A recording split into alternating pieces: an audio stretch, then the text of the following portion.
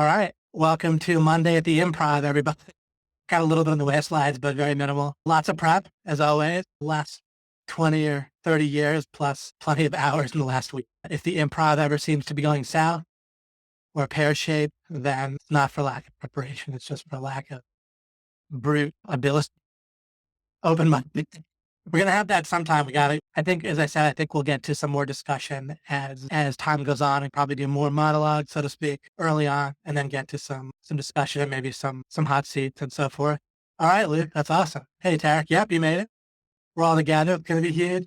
Yeah, I gave Mike a bit of a rant about their meta strategy and other stuff. That's a term from my little product I did as a boner last year. Was it last year? Year and a half ago, right?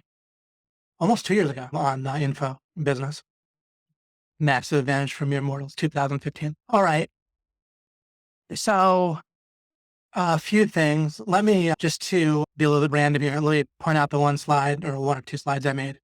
I have a little story I'll share as well in a moment. Let me put this on the screen. Maybe a little odd because one of the things I want to make sure that everybody inevitably succeeds with making money with their internet business of whatever sort, in addition to one meta strategy. There's obviously plenty of them, is that it's nice to delve into detail. And at the same time, this might not sound very profound, but it's easy to miss sometimes. Sometimes by going into detail in what might seem like random places, then it's a good way to understand things. And then, of course, obviously there's the high level and stepping back and looking at things as a whole and so forth. I'm going to delve into one detailed example in a moment of something else, winning and something else. But there's a great post by somebody, sorry, the name is escaping me. Is it Kyman?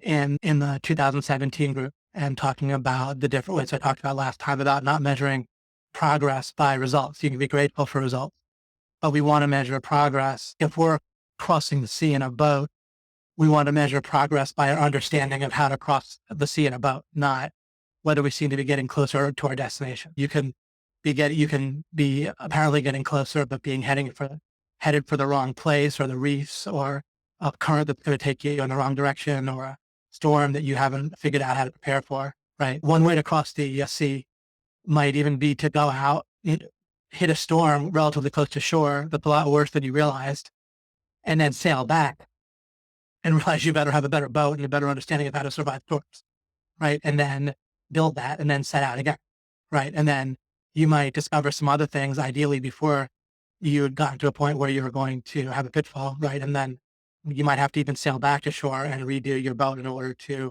get all the way across, right? And if someone was measuring by the wrong type of result, which would just be like getting closer and distant to their destination, then what would they be assuming? Sometimes they use the metaphor of assuming you're on the right island, but I want to use different illustrations because that can be too restrictive. That can get you thinking in too small a manner about what I really mean. You might be in the wrong boat, right? Or you might have the wrong understanding. Maybe you need to go and talk to people and get certain tools to put on your boat and certain rigging and so forth, and maybe even additional help and such to survive a storm that might happen at sea.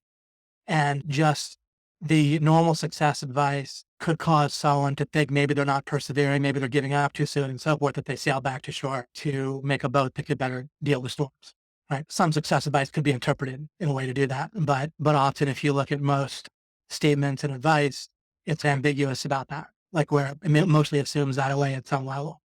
And as we go more and more meta, people more and more assume that away and don't think about it. So what I have here, for example, on the screen, I say making a sale is a thing, right? And normally people would ask, what does it take to make a sale? Or how do I make a sale? Or what do I say to make a sale? And those are valid questions, but they tend to be surface or tactical questions. And as such, the answers that you receive to questions that are more like on the surface are less transitive, right? So when we think of meta strategy, a meta strategy versus a tactic is a meta strategy is just simply more transitive than a tactic, which means you can apply it to more things. If you learn exactly what to say to sell a particular product to a particular audience, or you're given a script, interestingly enough, even though that script is specifically geared toward the product and the audience, it might not apply to you as a deliverer, right? Maybe your delivery, your background and things about you, and it might work well and it might work for you, but then it might not even work just based on who's delivering it. It might not work based on market sophistication changing, right? Maybe it worked last year, but the market changed since then. There's people copied it, or there's new things in the news, or people have seen already a certain pitch and it's out there, right? Ads have a certain shelf life, right? Even ones that show on TV and so forth, typically. And why? Because after a while, people have seen it, they've heard that argument, or they've seen that angle, they need to do something new. So even the exact same ad, right? That tactic for the same product and everything just stops working after some amount of time in most cases. So what that means is that a specific tactic is not not transitive, right? The minute you change the circumstances, it no longer works just the way it is. It may be that you can tweak it, but it may not. It may be that you can't tweak it. It may be that you need to start more from scratch. Meta strategies are more general. They're less where you have the exact instructions that you feel like you might want or need.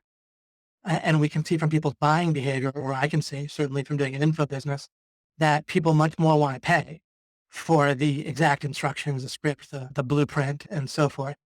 That's what people will pay money for. That's what they more value rather than meta strategy. But again, it's less transitive. And what we can do is more and more get an understanding of how to do both, where we're constantly gaining an understanding of transitive strategies that you can use more broadly in life. And what is that going to mean? That means that every new task that you go to do, every new business venture, or even new sales presentation that you might do or attempt to get a lead, or whether you're dealing with your spouse, right? Or whatever it might be, then the more transitive strategies, and the more transitive a strategy. And for example, a specific script can't be carried over very well to another situation, although maybe you could change the words or the name of the product in some cases. Sometimes you can tweak a recipe or something, or a script. Then a more general sales template is more transitive, but only within the realm of a certain type of sales, right? So it's a meta strategy in a certain respect to a specific script, but it's not more, it's only as great as its own little area, which is that it only applies to making a certain type of, right? If you have a more general sale. So it's more meta, but then it's stuck in its own box. And then we can get more meta to understanding conversion more in general. And then that would apply to any conversion task, or at least any, whatever, however specific that strategy was, if it was a type of part of conversion or if it was in general. Then we might understand the mind and motivation and so forth as a whole, and that can apply to more things. But the seeming drawback, of course, is that you need to apply. The more general or meta something is as a strategy, the less you have the specific instructions, right?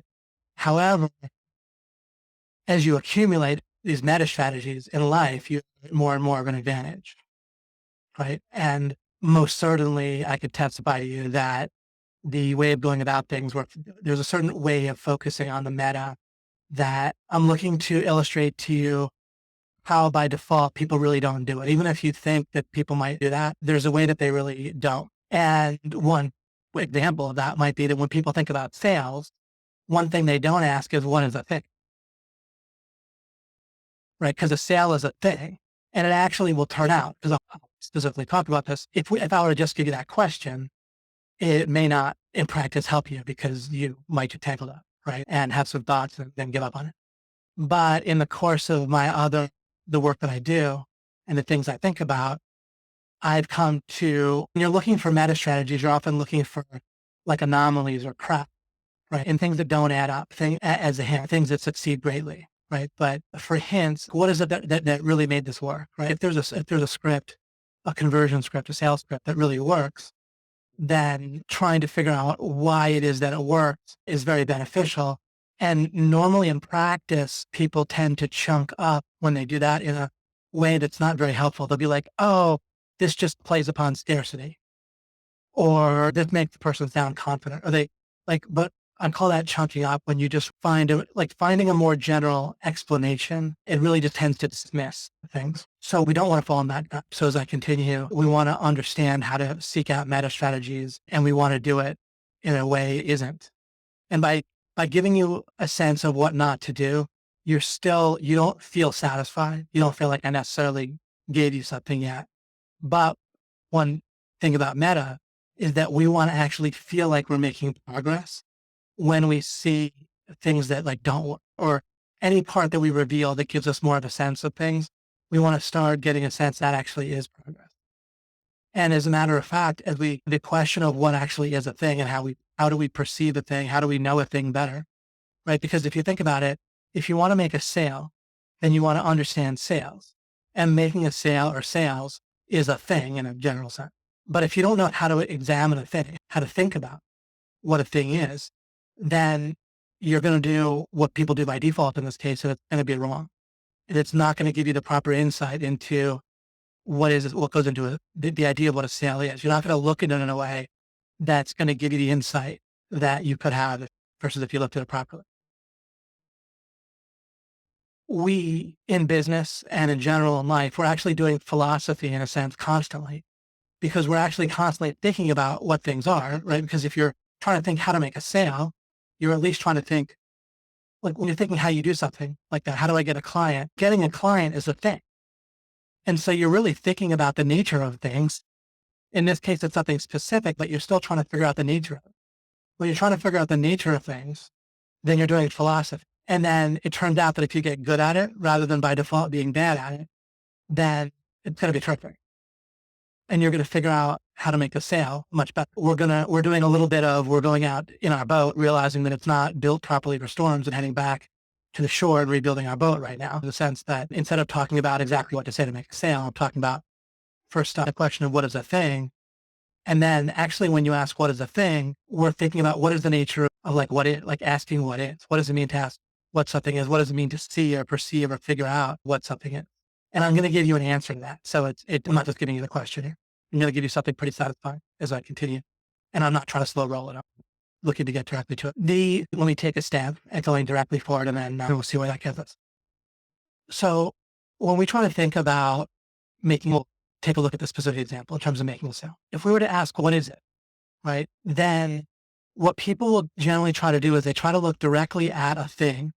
Like it's an object is a thing, but then concepts like making a sale is like a thing in my terminology that I'm using. They'll do it what I'm going to call looking directly at it. And they'll try to look at it maybe from different angles, but they think that to see a thing, you look at it from different angles.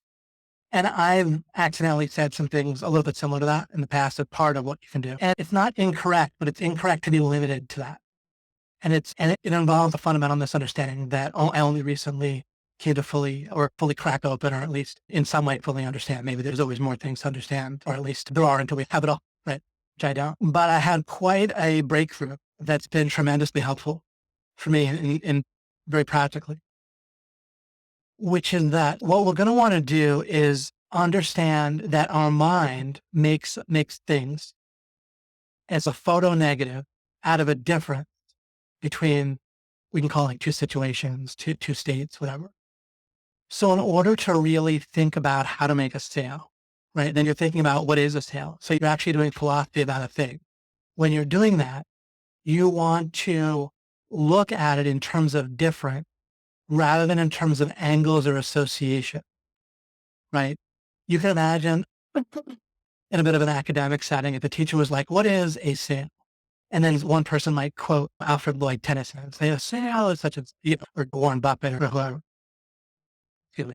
So if you quote something like that, then you are not looking at the difference between anything. You might sound clever, right? But so people try to describe what something is by representing it or painting it in essence, describing it. That's actually wrong, especially wrong to be limited to that. What you want to do that's going to start to give you a different type of insight, and you're going to find that you can use this nonstop.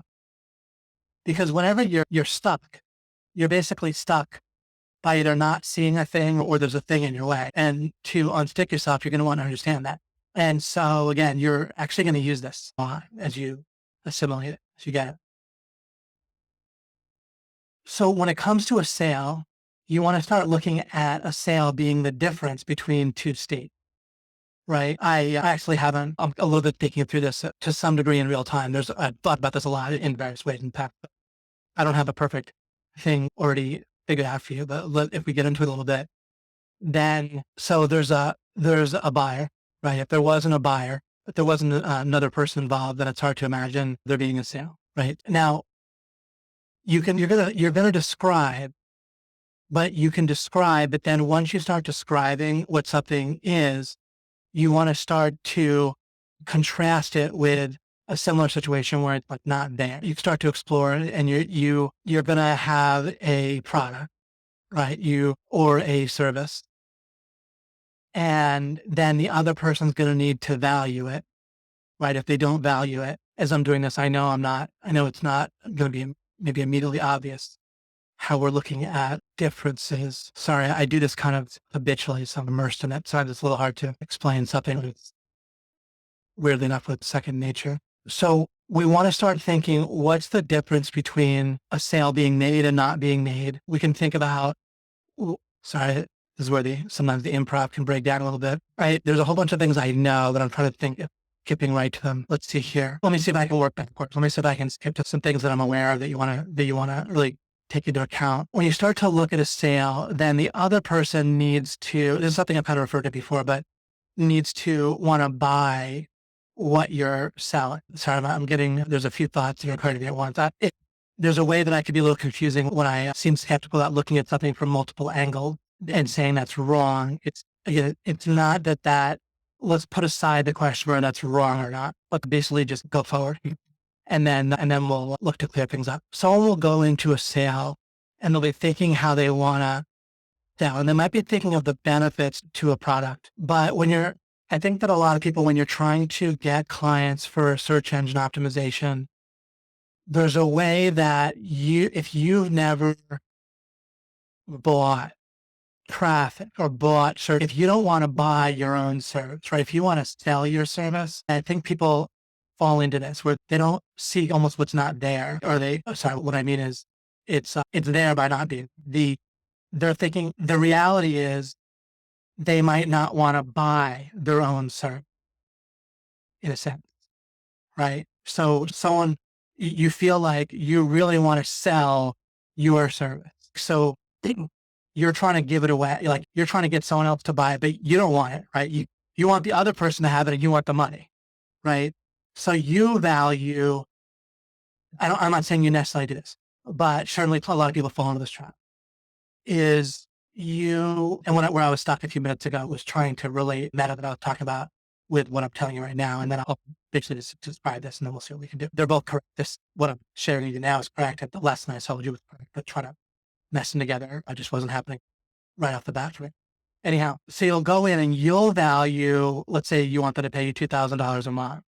You'll value that $2,000 more and maybe a ton more than your SEO services because you really want to trade that. And this gives an indication of where the idea of meta comes in, is realizing this type of phenomenon and realizing to look for it, right? Because it's the fact that you're doing that isn't immediately obvious. There's not like a thing that is like, you just feel that you want to sell your SEO service and get $2,000 a month or whatever you charge. Of course, it could be more or less. But once you start to look at a sale and look at it as a thing that you really understand, and you can understand it from different angles, but the way so to speak, but the way you do that is you start to take things away and look at contrast. So I'm not explaining physically doing that very well, but then the end result could be you reach a point where you say, oh, wait a second. So from the other person's point of view, they need to value my SEO services more than $2,000. But then if you yourself don't, then what are you really transferring to the person you're trying to sell? You're transferring a belief that 2,000, like in one sense, you have a current that's invisible against you. It doesn't mean you can't make the sale because you're doing other things that are building up the value of your services and you're trying to make the sale. But you have a current against you that you really could get for you. And it's a fairly important. Most anyone would do better with making sales, either go from zero to some sales or increase their sales if they're already making sales. Not necessarily everyone, right? This might not be a bottleneck for everyone, even if they don't address it. They might have other things about what they're doing, right? If you have certain types of boats, then the current might not matter all that much, right? If you have a powerful engine or you're a speedboat, it just doesn't matter. Maybe it doesn't matter that much, and the current's not too strong. But so then you can think, all right, so how do I value traffic? Now, it depends. There's one way that I'm always trying to make available for you at OMG is for you to be able to do some alternative type of online business involving your own website where you're monetizing traffic direct.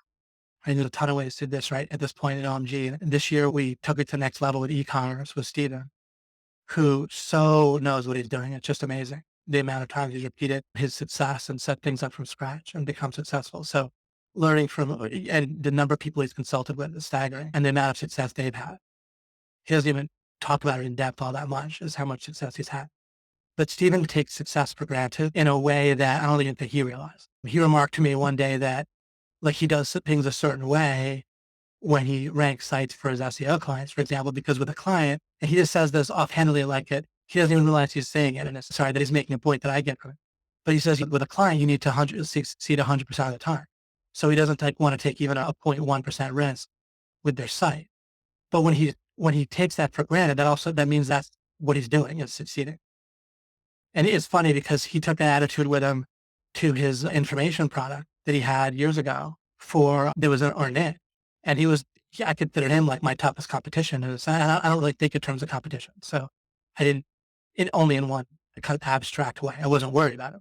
And we even promoted his product. But then I particularly wanted to have him be part of OMG instead and just have it all under one roof. And that's just by way of example. Sorry, obviously that was a little bit of a tangent, but it was related to, with different ways to monetize. So one thing you could do, and a little bit of this is bang per buck, but it'll get you there. And it's a pretty viable route, is you set up your own business of some sort, doing affiliate marketing and or e-commerce or you could do something even a little bit of a hybrid, right? Like Flesh does with call tracking, or something a little bit more like with CPA, like what Joe teaches, like cost per action, which is similar to affiliate, where you're selling lead. But when you start doing that, you start needing traffic and monetizing traffic. And you can do that with search engine optimization in most cases, right? And you can pick something because you can do it that way. Or there might be other ways that you can get free traffic. Yeah, as with my business, I don't really get a lot of traffic for OMG or we, right? OMG doesn't get a lot of traffic from search engine optimization just based on the genre and the niche and various reasons, the nature of our particular product and also just the nature of our incredible success with doing something even faster and more direct, which is getting affiliates to promote.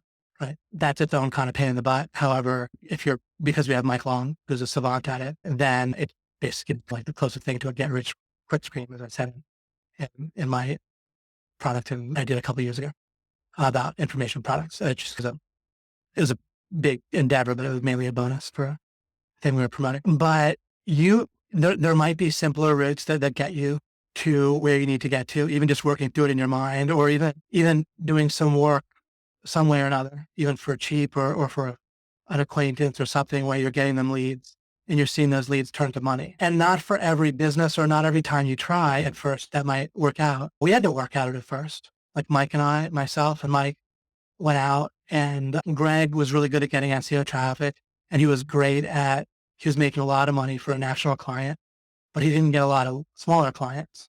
And so in order to help people become even better at getting smaller clients, Mike went out and did it, and I worked with him on that a bit. And we did some small jobs at first, and we did see an increase in their sales. With one place, it was a little hard to track, but they were clearly getting the phone ringing a lot. And then one person Mike was working with was a personal trainer, and that's when we really saw the phone ring. And he's up to about $30,000 a month now from a very small amount, only 1,000 or 2 or 3 or something, before getting Mike and Greg to rank his site for personal trainer in Nashville or Brentwood, the cities around here. And so really seeing it for real. And Mike's made a recording of that. Actually, that reminds me to get in the members area, because even just seeing that, we can help connect the dots for you. And I think that can viscerally affect you even more. It's one thing to theoretically think, okay, great, you ranked on Google and you'll probably, you'll get people will call you and so forth. But the more it gets connected up real way for you, the more confidence you have. But by doing an endeavor of your own, you're going to be ranking more websites, having practiced that one. You're going to really feel what it's like to be a business owner. Another thing that some business owners, including myself, and maybe nearly all of them, it's hard to know. But I know I don't want people to provide me with a problem and part of a solution. I want to have some problem, like a problem fully solved, at least within parameters I was talking about. Right? The problem you're solving might just be to put a site on top of Google, right? And plenty of people like that. Cotton focuses on that, right? I take your site, I drive it to the top of it. And Cotton himself liked having his websites, right, at the top of Google, right? He ranked for like number one, I believe he still does, but regardless, for SEO Tokyo, right? He wouldn't get phone calls much from that, but he loved being number one for it. So he really felt the value of being number one on Google intrinsically for himself. You know what I'm saying? And that worked for him. What works for you might be a bit different and not for right or wrong, but you really need to get to where you want to buy what you're selling. I believe I talked about this in my recording about with my suggestions about client getting, but what I'm relating it to now is doing philosophy about sale as a thing. And if you're able to, I'm looking to walk you through it, but I got here and I constantly do this where I get to figuring out stuff by seeing things as a difference between the thing being there and not being there. And then you can also like look at elements being there or not being there and so forth. And you can start, when you start looking at it that way, then you start to notice aspects about a sale. I want to continue to stress about the idea of perceived value to the other person. When you're looking to make money, there's something you need to embrace. And as you can see, I'm a little bit erring on the side of giving you like immediate practical advice on what you're doing right now. And I'll be talking about meta stuff continually well, but while this stuff comes up, I want to make sure I get it over to you. There's a way that people, and it's in a sense an amateur mistake, but professionals and experts make amateur mistakes all the time too. But I see it. And when I see it, I tend to, when I see the following, that I'll have to explain, I guess and generally guess correctly that people are going to have a hard time succeeding. And it's really invisible to a lot of people. And it's the idea that what people do, I had Joe stress this on a recent webinar too, a few weeks ago. I had a kind of good phone call with him about it. But people decide what they want to sell. Like this is the amateur mistake. They decide, they think that they know what people should value. And then they try to think how to sell it. And you really need to embrace the fact that if you're going to be trading, if you're going to be making money, and if you don't like this, and I don't prefer it, what I'm about to say. So then you have to, one way or the other, earn yourself out of having to do it. But as long as you're making money, what people pay for is not what is valuable in some objective sense, because the bottleneck for people is that we're not all knowing in a sense, right? And so people are limited to what they think is correct. And so people pay for what they feel is valuable. And that's absolutely different, by the way. And this is an example of contrasting it with something similar and looking at a different. I'm not talking about rational economic theory. I've also said this in the past. They don't pay for what should help them or what does help them. That might happen to be the case, but people pay for what they intuitively feel, right? Their mind, based on its processing, gives them conclusions about what is going to be valuable. And of course, then the more you understand about the mind and how it approaches goals and therefore how it values things, which is very meta, then the more you understand about perceived value, which is incredibly helpful for asking the right questions and figuring out both which product and service to offer and then how to present that product or service in a way that there's a perceived value. But you need to fully embrace the idea that it's not fight it. If you fight it, it's like you're fighting against a current and you're constantly like swimming up. Mixed too many metaphors at once that's swimming uphill, but whatever, you get it right in your head, swimming against the current. If you don't really embrace that people are going to pay for what they perceive to be valuable, and that by thinking about it correctly, you can start to get a decent guess, but then you also just need to go and find out, right? And poke around. And that leads you to realize that a bottleneck in making money is that it becomes obvious pretty quickly. It becomes obvious also as meta strategy becomes a habit, but it looks like this. All right. So if people are going to buy what they perceive to be valuable, then what are some of the bridges I have to cross or potential bottlenecks? I don't necessarily know immediately what other people, enough people, right, that are going to be in a place where I can reach them, right? You're going to need an audience in order to make money. And so you need one potential bottleneck is figuring out what people perceive as valuable. And remember that they need to buy it also from you. So the fact that people buy something in general shows that they perceive it as valuable, but people might buy toilet paper or cupcakes, but whether or not they buy it from you or not, there has to be then a standout standalone or standout value that they're perceiving from buying specifically from you. So that's the bottleneck, right, that you need to deal with. So it has to be something they perceive as valuable. And then there has to be a differentiated value with buying from you specifically. Now, when it comes to selling clients, an easy specific value is that you're right there at the point where you're talking to somebody, which in and of itself doesn't text to get to that. But suppose you are right about becoming a client, then you're right in front of them. So they're better off if it's you that's going to competently and for a solid price, right? I don't know if the word fair price is a good thing, but for a price that's going to be a good choice for them, right? One way or the other, that you're the one that's going to do it. So just the fact that you're talking to them, they're incentivized. They want to believe that's you, but you need to address that, right? You need to then justify. There might be other reasons though why they don't want to believe it because it's going to cost them money, right? So that's a potential bottleneck. So you're going to need to frame things, get in a category where it's going to make them money.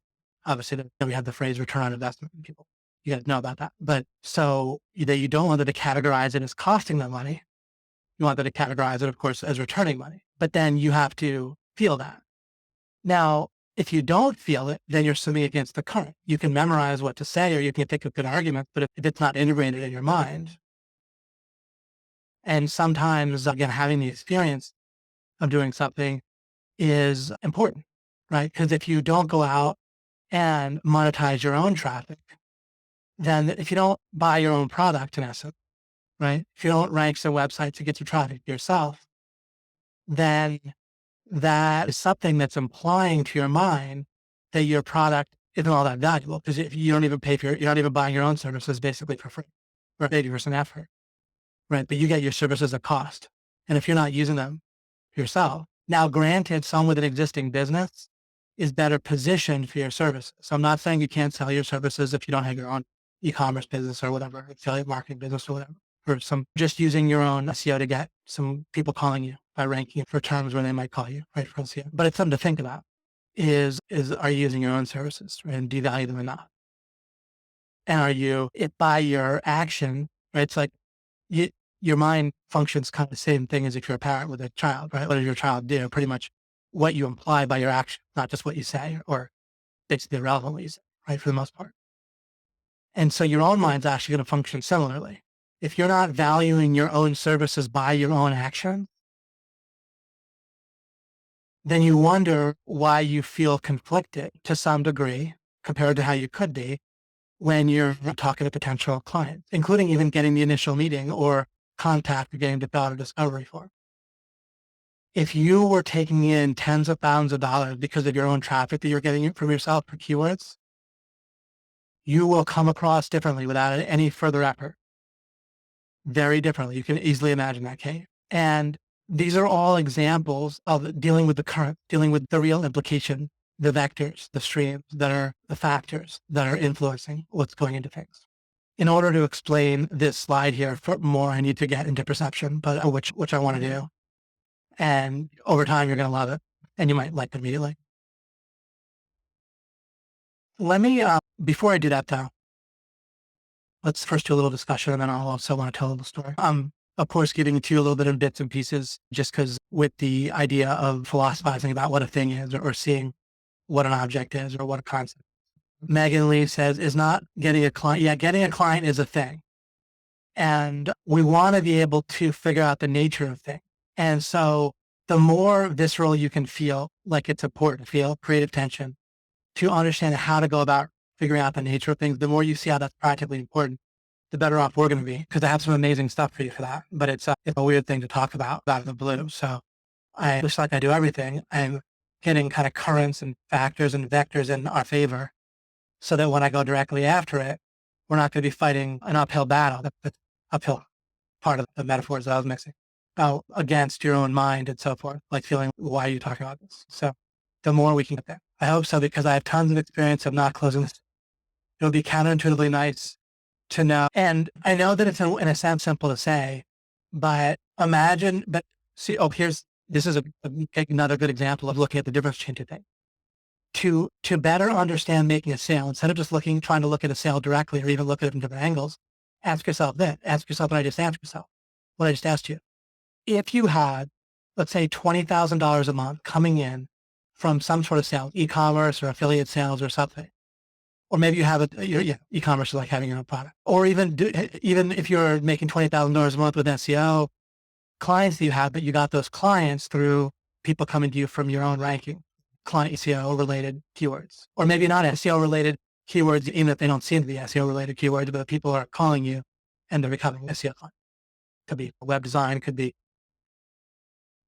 business advice. But so ask yourself, if you had $20,000 a month coming in from your own traffic that you generated with your own SEO services for something that you were selling, right?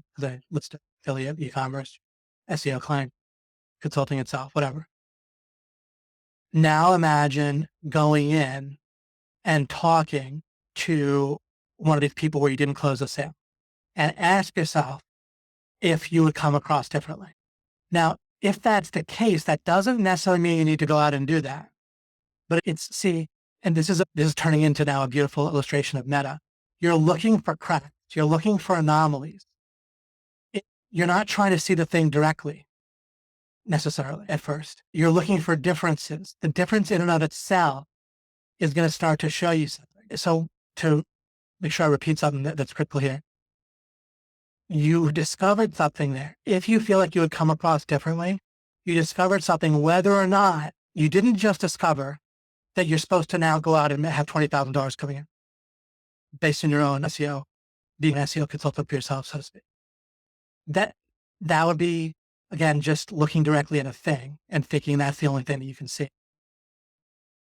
What you found was a difference, and there's something to it where you don't just have to lead to the conclusion. You don't have to fill in that difference with a thing that then obscures the difference.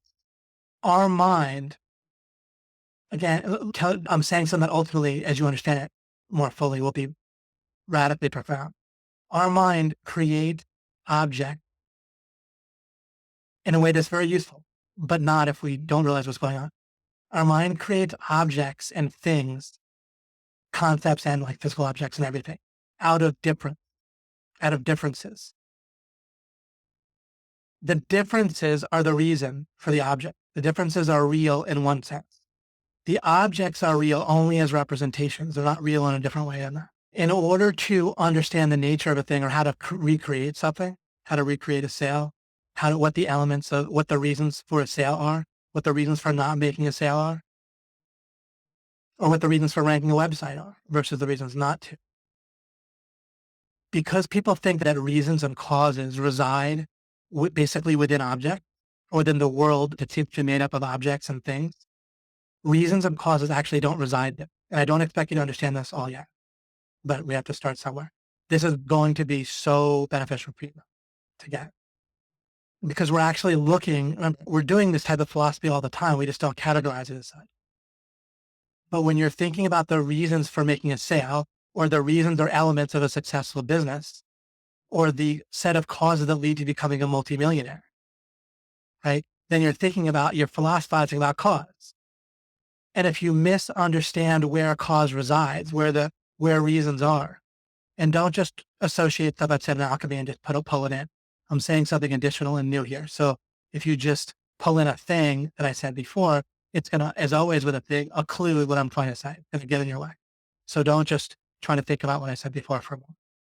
It's fine if you have that background, but let it help you see difference. Don't just bring it in and have it get in your way of hearing what I'm saying right now. Causes, people think that causes, fundamental epistemology that's invisible because it's everywhere and it's always there. So people don't see it. They don't see an alternative. They don't see a difference until I'm giving you a difference. I'm helping to put the difference in relief right now so you can see it. Of course, however, if you turn the difference into a thing, you no longer see the difference. You just see the thing represents the difference. And as I continue to explain, I'll show you what the use is. It's actually very useful for your mind to turn differences into things. But it becomes unuseful when we don't realize what's going on and we can't escape from that straitjacket. When we can pretend, I've used the illustration in the past and it's relevant again, about a video game or even just something on a computer screen. If you had a computer screen representation of a guy hitting of a ball being pitched, right? Suppose there's like a screensaver and there was a pitcher and it was baseball. There was a pitcher and they were pitching a ball, and then the batter hit the ball and hit it out of the park, and it's all on a screensaver, right? It's like an animated thing on your screen, let's say, and it just keeps replaying, right, as a screensaver does. If you're playing, or if you're then playing, now imagine you're playing a game in which you're playing baseball, like on Wii or whatever. Then imagining that the cause of things is within the world of objects, within that, like where the ball is hit, there's a ball that's real, like a real object is coming and you're swinging a bat, but there's all within a computer game, right? A Wii game or something on the Wii platform or whatever platform you want to imagine. The actual causes and the reasons, it's useful to represent them as, well, the ball is thrown at a certain velocity and then I hit it with a bat, and you can play the game that way and it's totally can, within its own context, it works. But actually it's being coded for, right? The reasons don't reside within the object. The objects are just pixels that your mind represents as objects, right? The pixels don't bang into other pixels and cause the pixels to fly over, hit by a bat and so forth, right? It's all represented, and the reasons ultimately lie elsewhere, right? The pixels just represent a difference in the code. And your mind creates, because the pixels are one way and they're another way, your mind makes an object out of the pixels, right? Imagine that it's a baseball bat and a ball, but actually there's just different lights lighting up right in the center. So there's that illustration contains in it, if you know how to look at it, both the usefulness and the limitations of seeing reasons and causes within the object. Left to its own devices, people's minds, or their own devices, people's minds will tend to have a way too restrictive sense of what it takes to make a sale and what are the causes that go into the sale being made or not being made. They'll only be looking within a small area of, I need to say the right thing. What do I say differently? How do I overcome this objection and so forth? And for a lot of people, they don't realize to do the mental exercise I just pointed out, which is, what if you were currently using your own SEO services and paying for it? So not paying, but buying your own services, so to speak, and benefiting greatly. How would that affect your presentation? Realizing to look at things like that, realizing to look at the nature of goals and value and perception in order to understand how the other person's going to perceive value. Right. And how the brain uses categories and things like that. Those generally aren't thoughts that people have when they're thinking about sales in a lot of cases. Let's see here. I think if I have any threads open here. A webinar happening. What's up? Yeah, there's a webinar happening. Yeah. Oh, great, Mike. Okay. And so in Good to Great, Mike Long posted how the author of Good to Great, one of the stories in it is how Philip Morris did great by hiring smokers. Right. If you have a bunch of people who don't smoke sitting around trying to sell to people who do, then it's just going to be generally harder. That's at least one current that's against it. It's not that they couldn't get it right, but that's a factor or a vector or a headwind and so forth. So what if you didn't have that headwind? What if you hired smokers to sell to smokers? Ray, let me see if there's anything. We'll have to refresh it. Mike said, by the way, if I need to make money, the way I prefer to do it is outbound affiliate promotion. So making sales via email marketing for other vendors' products and getting paid for that. My desire to make affiliate sales is one of the strongest currents I have working in favor with landing a lot of, okay. So Mike Law, in certain circumstances, in the right circumstances, really likes to make outbound affiliate sales. Because one of the nice things about that is that we don't have to fulfill the a drawback is we don't get the great benefit of, I know that Mike also really likes seeing the success stories of OMGers, which is a benefit from inbound sales, right? When we sell our own. But he currently is in a state where he likes making outbound affiliate sales, which is great because he's selling that in reverse, right? If you work through the logic of it, then Mike is out there getting people to promote OMG. So if Mike is feeling like he likes promoting people's products, then that's a great mental context. We'd call it a mindset, but that word's kind of chunking up too. It's a great mental context because he's feeling like he really likes to promote other people's products, which is great because he's getting other people to promote someone else's product that is ours, right? Oh, we're not their product. We're someone else's product from their point of view. And perfect. So Mike wants to buy what he's selling, right? He's, in essence, I'm not talking about now selling affiliate products to people on our email list, but he's selling people on the idea of promoting OMG. And so he's buying what he's selling. He's enjoying promoting other people. Susanna says, this is priceless information. I'll be watching the replay several times. This is exactly what I'm struggling with. Yeah. Great. Great. Exactly. I'm glad you're living this. Wonderful. Hey, David, when you present an offer to a prospect, say SEO, how much does one's own unique personality or communication style play into getting the sale versus the offer itself? In other words, if you had a 100% amazing product that would 100% help a prospect, the only issue of making a sale is properly navigating the categories. Let's see here. 180. I don't know if you want to expand. I'm not quite sure what you meant. Let's see here. So first of all, let me make sure that if it would 100% help them, that's a little bit too close. You really want to watch out for the mistake of focusing on what will help people if you're trying to make money. If you want to help people, then needing to make money is going to be a significant hindrance. And it is for me. That's why I'm working. I'll step away over the next year and a half or so, at least take a year where I'm not collecting money, right, from people. And then I'll go from there. But you need to embrace and understand this. See, current, right, like a current in the ocean, is a current has a force to it. It is not an absolute stop, right? It doesn't stop you from fighting it, right? Or from sailing. If you have more momentum, acceleration, whatever physically the exact right word is, right? But basically, if you have velocity or acceleration, then, right? If you can go stronger or more force in the other direction, then you can make progress against the current. But the current is still doing what a current does, right? It's still pushing. So if you're collecting money from people, then you really want to start getting more away from starting with the idea of what's valuable for them and start thinking about what they perceive to be valuable. And that, because literally that's what it means to make money. So you start from what people are going to buy, right? Like from day one, years and years ago, I wanted to sell law application. Did I? No. And even when I have, it's a minute part of my income, right? I do it and it's just kind of poking around and then helping with things and supporting things and so forth in the sense of the money part of it. But I don't look for that to make money because that's the intersection of my talent and what will really help people. But making money is not about helping people. Making money is literally and necessarily about what other people want to pay for. And that's the parameter. Within that parameter, once you have that strict and absolute boundary and you understand that and embrace it, then you could try to maximize how much I don't even believe the other people in OMG, literally my partners, they much more than myself, just practically speaking.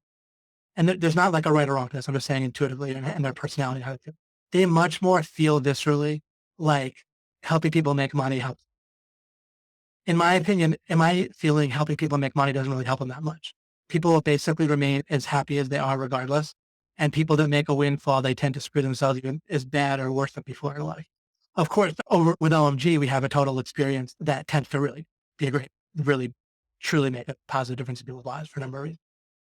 But I think that the other guys I work with feel it a lot more, like they feel much more directly and viscerally, like showing people how to make money really helps them. For me, I feel like this really helps people very differently than helping people make money. I really only talk about making money because I have to, and I don't really enjoy the topic or really like it that much. Conversion and sales, I enjoy talking about. I applied to making money just because it's the topic of OMG, but it's relevant to me because it's related to what I want to do, right? Where I'm trying to shove true value down people's throats, so to speak. And so I'm fast interesting how to do that. But if you're making money, all of this I'm saying to help you make, ironically, you need to really embrace as an absolute boundary that it's about what other people are going to value, period. And that is where you must start. And then you try to do your best to the extent that you're able and willing to help them. Some reason my phone that I never use is ringing. It just kept ringing. All right. I think I'm sure it's the wrong number or something, but anyhow, it's an iPhone, just my only iPhone, but I never use. I'm not quite sure. Oh, I could have turned it off all the way. I thought that I had it off in a way that it wouldn't ring. Apparently I was wrong. Anyhow, in retrospect, I do know how to turn it, so it won't, but let's see here. I was harping on something because it's relevant. I want to harp on it until I'll make sure that people see it more clearly. But I think I harped on it about the right amount, but just to summarize and tie off the thread, but just be careful because it's easy to get involved. So if you have 100% amazing product that would 100% help a prospect, where I would rephrase that is the only issue that once you get to the only issue in navigating categories is if you have a product that that people are going to value, that they're going to want.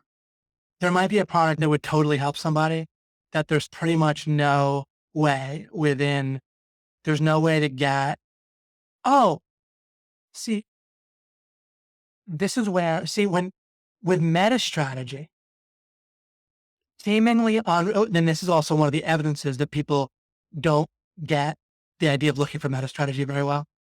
Seemingly unrelated topics can give it, when you're looking at meta strategy, then an anomaly or something in what looks unrelated can be a totally great place to look, because it might be an easier place to see a meta strategy that'll then, like, you would may have never seen it if you were trying to figure out how to make a sale. There's certain concepts you might never realize looking there. But if you look somewhere that seems totally unrelated, you might realize a meta strategy that then once you realize the meta strategy, you'll see it when it comes to making the sale. So what that means, it's with a comedian. If you're a comedian, which I'm not, but I think I know enough that you want to carry around a paper, a note, right? And maybe I guess you could type it in your iPad these days. But one way or the other, you're spotting humor throughout your day, right? You never know what's going to jog a joke, right? Bring something to mind. And so you'll just go throughout your day and poke around, and then things will occur to you, and that's where you want to write them down. The attitude of meta strategy is like being metaphorically a comedian in that way, not in the sense of making people laugh, but in the sense of you never know where you're going to find it. But when you have the attitude of looking for it, just like a comedian looks for jokes or humorous sayings and so forth, when you learn to look for anomalies and meta strategies a certain way, then, and I'll try to keep on showing you how to do this over time. There's things I'll think of I haven't even thought of, but I'll look at that idea better over the next week and 2 and 3 and be more specific about how to do it. But even this illustration is quite cool, where you approach life as if you're a comedian, but with regard to meta strategy. And then all kinds of topics that you're working on in life. You could be talking to your wife about an issue that you're trying to solve with your child, or you could be trying to solve a medical problem or whatever, right? Or you could just be trying to learn something, and you can realize a meta strategy about the mind that then will have, and then you'll realize you can apply it to making a sale or making money or whatever it might be. That was sparked by the idea of something that reminded me with evolutionary theory. Yes. See, it's fascinating. There's an assumption in which Steve Clark said that I'm so glad you said it, Steve. But it's a fascinating fallacy, and it's the fallacy that people don't realize why they think that evolution makes sense. When in fact, it's just a very stupid theory. It's not even close. It has so many flaws. And in essence, the assertion with evolution is that an algorithm will lead to a certain result, and most certainly the algorithm does not lead to the result that they say it does. And there's a certain way that thinking that an algorithm leads to a result that it doesn't is, at some point, people should realize that that's not the case. All theory and all evidence reveals what the algorithm actually leads to, which is not what they think. And anyhow, let's go back to local peak theory, Steve, and everyone.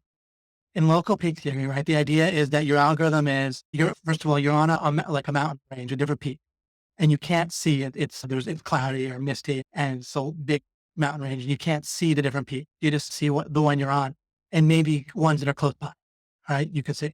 But other than that, you can't. And you can have a robot that's totally blind. It's easier to see the algorithm with a robot that's blind on a mountain range. You give the robot, the algorithm, take a step, and if it takes you higher, and you're trying to get as high as possible, right? You give the robot the algorithm, take a step, and if it takes you higher, keep going in that direction. If it takes you lower, turn randomly. And it turns out there's not really any better algorithm you can give it than that. However, the algorithm is going to do what? It's going to take the robot to the top of the local peak. And as long as you have those parameters where you have a robot and you just have to give it an algorithm, you're either getting to the top of the peak. You just have a kind of, any algorithm that had a chance of bopping it to a different peak would also take it off, would randomize things too much anyway. Like if every day or every month you had to just zoom in a different direction for a while, even if it took it in the wrong direction, or just randomly just head somewhere, then you would just kind of be sort of from scratch. It might go on a higher peak, it might go into a lower peak and get stuck. I guess if you already knew how high the highest possible peak was, you could say if the highest peak was a mile up, just to pick something random, then if you had it every month go half a mile, right, down, then, but no further than 0.9 miles down, right, or 0.99 miles down. Then if it got to the top of that peak, it would stay on the same peak and it would go back up. But that once again requires advanced knowledge of the whole thing. So if you don't have that, then you're screwed. Anyhow, I got in a little bit of a detail there just in case it was helpful and just to illustrate what it looked like to think about something, like poke around and see what it looked like. But let me make sure I'm relating it to what Steve said in this issue of making sales. So let's suppose you're a robot stuck on a local peak. Then just the fact that there's a higher peak somewhere else on a different mountain peak, right? It doesn't mean that the evolutionary algorithm or the algorithm of I need to make progress, I need to see result, I need to get higher. And if I don't, I'll turn randomly. Mutation and natural selection, it's all the same algorithm, right? But the natural selection part of it, there's always some way of measuring progress, right? Or storing progress. There has to be. If you don't have a way of storing progress, then you just have randomness, right? If you just have the robot walk completely at random, it's not going to get to any peak at all. It's just going to walk at random, right? And then there's no rhyme or reason to anything, right? There's no such thing as progress, just literally random.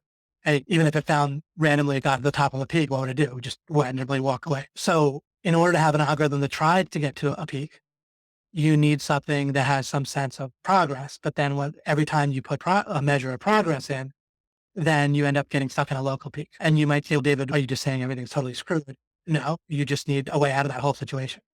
However, what Steve ended up saying by accident or whatever, implicitly, in a hidden way, is the idea that, but I thought of evolution because evolutionists do this. They'll make the argument, they'll say, hey, look, this new species has more adaptations. It has more stuff that it can do, right? Or apes can use their hands and that's better than if they couldn't, or they have a more advanced brain. So that's better.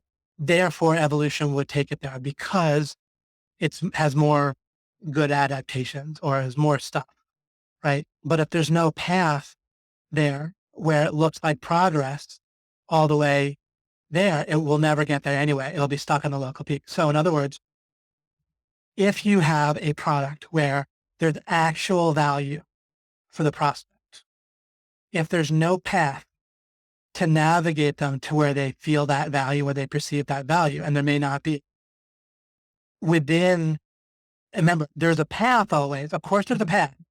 But as soon as we say that the path, what has to happen if you're talking to a prospect? You have to keep their interest constantly, or else they're just going to leave, right? You have to keep their attention. How do you keep their attention? With a feeling of progress, like they're about to get to something they value. There might not be a path to something that will actually help them, period, for where you are, even if you have an amazing product. So you need to stop thinking that way. And you need to start with, what do they perceive as valuable? Does the path start with your confidence in the product? I can kind of answer this. I could try to think of an example, but there could be, suppose you get a meeting with a client saying, I can help you make more money with your business by getting you traffic. And a great way to help them get more traffic to their business is for them to learn very thoroughly and deeply learn my teaching. So it's a true fact, right? Because if you understand the meta strategies that I'm aware of, then you have a tremendous advantage with any specific tactics you're trying to figure out, any specific thing, right? Just like Mike tells a story. I said, pick anything and we can crush it. Over time, we have to figure out the tactics. That could take a while. But we have such a head start with understanding the context that we have all these transitive meta strategies that are going to apply. So we have such a leg up, where at first people that don't have those meta strategies, we just got lucky or managed to stumble upon the right tactics, they're going to be ahead of us. But over time, we're going to have the tactics and the meta stuff, right? We're going to have the currents in our favor plus the great engine of our ship, so to speak, our boat, right? But if you take the time to understand other stuff about that's meta about the sea and the weather and currents and whatever else might be relevant, then if you have a great ship or engine, then you're going to be better off understanding having the meta in your favor than even just someone that has a great engine right in their ship. Even if you were totally confident in law of implication and such, crushing the game and all that, and the importance of meta, there still might not be a path where you hold somebody's attention and get them to buy a law of implication, take trading from you, and then continue to follow it until they figure that out, and then they use that to get traffic for their business, right? They might feel like that's not the best path for them. And they'd be wrong. They might be right in that there's a faster way because they happen to be lucky and they can go to business faster, but overall their life would be better if they focus on LOI, right? They're ultimately just on a treadmill, whatever you're doing without this. But that's just an example of, just because something would help them, there might not be a path to get there that looks valuable to them all the way. Or there might be such a path, but it's going to take a lot of doing to find. So I harp on a bit of a hidden thing that might seem like, of course, it's somewhat related, but somewhat unrelated. When I really harped on this assumption that you're making here, but it's such a big deal. It's one of the fundamental things I wanted to get across to you in the first few of these Crushing the Game webinars at some point, and it came up here and it come up a little bit before, but gotta stop with what's really helping people and what's really valuable. Just forget about that as a foundation, as a parameter. It's literally, it's not a judgment call. It's not my opinion when I say that. You got to see, you don't understand what I'm saying until you see that what I'm saying is necessarily correct. If you're accepting money from someone, if you're trading for them, you're trading for perceived value. If you want to help somebody, then you have to do your best to find a way to help them within the boundaries of that situation. But there's one current that's against you that you have to be on. You're starting on their playing field. They're setting a certain rule, which is that they have to perceive a high monetary value of what you're offering. If you don't want to play by that rule, then again, you have to get out of the money game altogether. Now, it could be the case that someone starts with a different parameter. They start by saying, look, I'm going to help people no matter what. And then they say, I'm going to try to find a way to make money at that point. But now you might not make money, is my point, because you're starting with a current against you in a certain way. You're making something other than the goal that you say is your goal a priority. Now, it's okay if you recognize that you're not making money a priority. That's okay. But if something is not your primary priority, then you might not achieve it. If you want to be assured of achieving something, then you maximize your power by making the thing a priority. What you can do is, what I've done is I set boundaries where, okay, I'm going to do something other people find valuable, but I'm going to draw a line where I'm not going to do something that's going to overtly be detrimental for them. And that's still putting a current against me, but not so much of a current that it was too hard. And one interesting thing, and that's why I like you to have multiple coaches or whatever in OMG.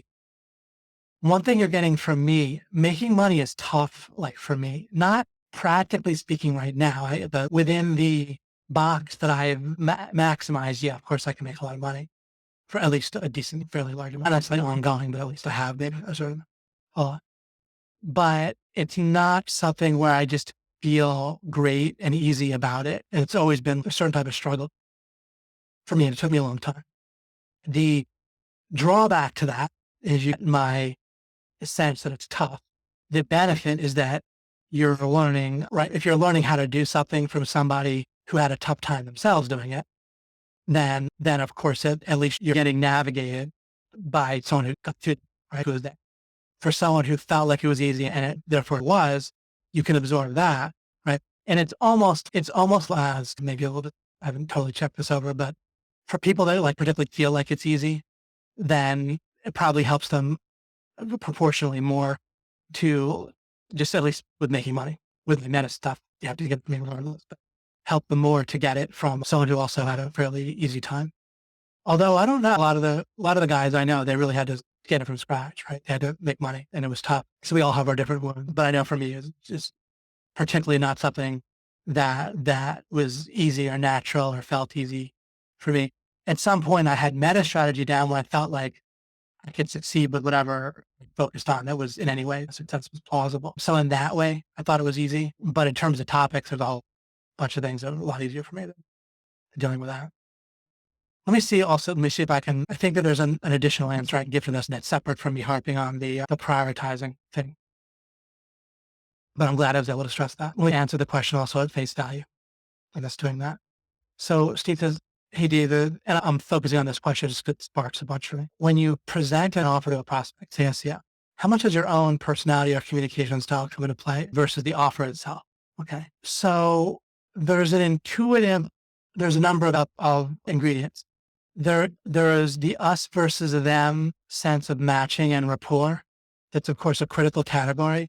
And that's going to not be your own personality, communication style in a vacuum, but it's going to be the interplay between, or the matching or not matching, or the relative nature of your personality with theirs, right? with some people, you'll naturally feel more like an us with that person just easily, and you'll communicate more easily with them than others. And of course, other people are like that. And so that's not like an absolute that you relative to the other person. So that'll be relevant. But once you focus on us versus them specifically, I think a person who like the focusing on making sure you're categorized currently as an us by the person as rather than an other or them or whatever, which means that they're identifying with themselves, the category that they're also putting you in. Like maybe it's fellow entrepreneurs, fellow people who are interested in competence, fellow people who are interested in money or whatever, but they have to be putting on that hat, right? The person, I pointed out this out in the past, the person might also be a father or a mother, and they might play racquetball and so forth. But there's all kinds of hats that we're currently not identifying with, even if we theoretically wear those hats at some point in our lives, right? Those are the forefront of their mind while you're interacting with them. If you're also in that group or category, and even that could probably help if there's a bit of an other category too that you're both looking at, right? How do you see that you're an us if there's no them that you're looking at? Oh, another thing, right? How does usness become a thing that your prospect sees? You see a thing by contrast, right? Your mind, in other words, your mind and everyone's mind creates a thing out of a difference between two states. And so if you want your prospect to see you as an us, that involves the word see, right? Perceive. And so that needs to be in contrast with a other. And you don't need to like single out just a person and make them the enemy, presumably, right? But that tactic can work. But if there's no other, then they're not going to see you as an us necessarily. And if you want to see you as an us, then having a kind of a bit of an other, you don't have to go too far in a specific group or specific people, an enemy or whatever. But distinguishing yourself from people who aren't interested in growth, or when I say growth, didn't you talk about growth last time as being, you're talking to a prospect, they might perceive value in growth in particular, right? And remember, you want to be a student for what other people perceive as value. So remember, for them to see an us or anything, for them to see competent in you, what's going to make their mind turn that into a thing that they see rather than something invisible because they don't see contrast. You can be competent and talk about competence all day long, but if you don't contrast it with something incompetent that's out there that they might run into or that some other SEO consultants might do, they're not going to see you as competent. So that you start to see now more contrast in the idea itself of why understanding how the mind creates a thing out of difference can become so powerful for you. Because when you want someone else to see something, now we want them to see perceived value. So we would presumably need to contrast for them to see the value. They need to see what wouldn't be valuable by contrast, right? Or see your service if they didn't have it, what the drawback would be, what they would miss out on, right? That's naturally in Cotton's what presentation. He's one of his earliest examples of his sales pitch, right? Is showing how much traffic and estimating, like for a roofer, for example, how much money in roofing business is crossing through Google each month. And if they're not ranked at the top, then that's how much business they're missing out on. That lets them see the contrast of value. So they see it, they perceive it. What does it look like if it's not there versus if it's there? If you just talk about the benefits of something, then they're not going to see the benefit because there's not a contrast. You need to make sure that they see the difference between being there and not being there. I do understand that in order for you to understand the concept that I'm trying to point out to you, I can't just talk about the concept. I have to show you what it looks like for the concept not to be there. Sometimes I can't think of a way to do that right off the top of my head, but eventually I will. Yeah. And in a lot of cases I already have, right? I do. Because you don't like the overall concept of money. No, the concept of money is terrific. The problem is epistemology. The problem is that I don't like the concept of having to subsume my priorities for other people's priorities because other people don't tend to do a very good job of deciding what their priorities, at least of what my priorities should be. I'd rather decide my priorities rather than having someone else decide my priorities. And if you're collecting money, then that inherently involves some amount of making other people's priorities yours rather than your own, unless you're living your life and people are just throwing money at you. And then obviously, so if you're just living your life and you're not trying to make money, you're just living your life as you would most rather, then that you're doing what you'd rather do, right? If people are literally giving you money for that, then great. If they're not, then it must be the case that you're prioritizing something you otherwise wouldn't be prioritizing for someone else's sake in order to collect money from, don't you say? So that's all. Money's terrific. Money stores perceived value. It allows us to, otherwise, what did you do? I want a Cinnabon or I want a sandwich and I have to tell the guy that I'll wash his car or give him some chicken like that. Money's terrific. I don't have any issues of money, but it's the priority issue that is suboptimal. So another way to put it another way to see the difference in making money and not is what I just said. But if you, in addition to seeing the difference in terms of perceived value rather than supposed actual value, then there's basically the other person is going to have an influence or a say in your priorities. Even if you supposedly love what you do, there's some way in which, in most everyone's case, if money wasn't involved at all, you probably put your priorities a little bit different than it is.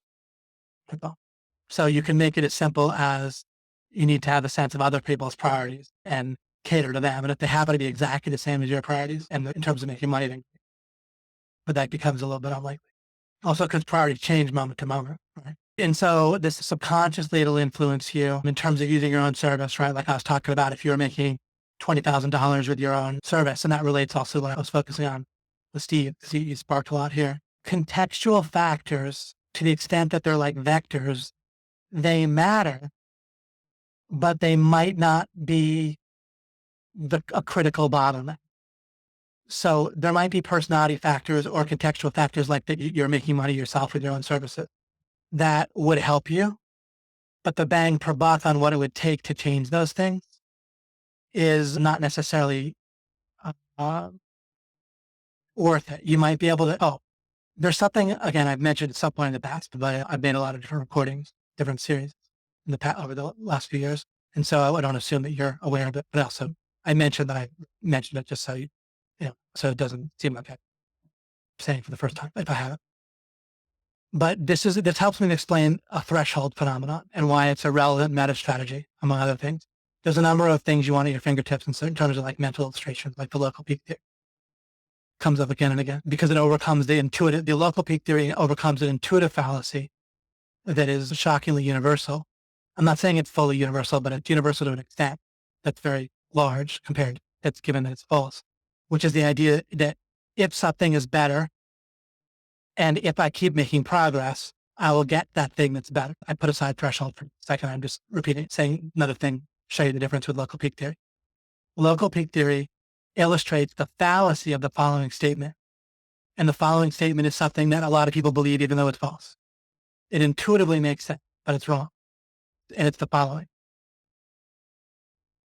If it's the case that something is better, so that something might be my product is valuable, it's better for my prospect, or that better might be making $20,000 rather than making whatever you're making now, $20,000 a month or a total of millions rather than what you have now. So let's stipulate that better, whatever that, okay? And then what people think is if I keep making progress and if better exists, I'll get there. And that's intuitively true, and people base their lives and their meta strategy on that. And they operate that way. And it's funnily how people approach life that way. That is people's success strategy, right? Inherent within, I keep making progress is the epistemology bottleneck of actually, if I keep making progress, if I keep seeing or I keep perceiving progress, right? If I keep going step by step, right? If I make a plan and if I list the steps to my goal and I keep making steps, I'll get there. This is all, I'm reiterating the fallacy or the statement that's false. But that people very much universally believe. So in practice, it's not true that making progress will get you to a better place because of local peak. Making progress equate to making perceived progress in practice. And perceived progress gets you stuck on a local peak. Therefore, you need to find a way to make actual. Of course, if you make actual progress, then if there's a path, you'll get to a better place. You also need to recognize that place in order to stay there. Okay, that's enough of that anyway. let's talk about thresholds. A threshold is where you can also think of it as a target where you just have to hit, if there's a series of circles getting smaller to a bullseye, a target. If you get full reward for hitting anywhere in the target, then you don't need a bullseye. You just need to hit anywhere in the target. If you are a runner and you're running in a race where you have to hop over hurdles, right?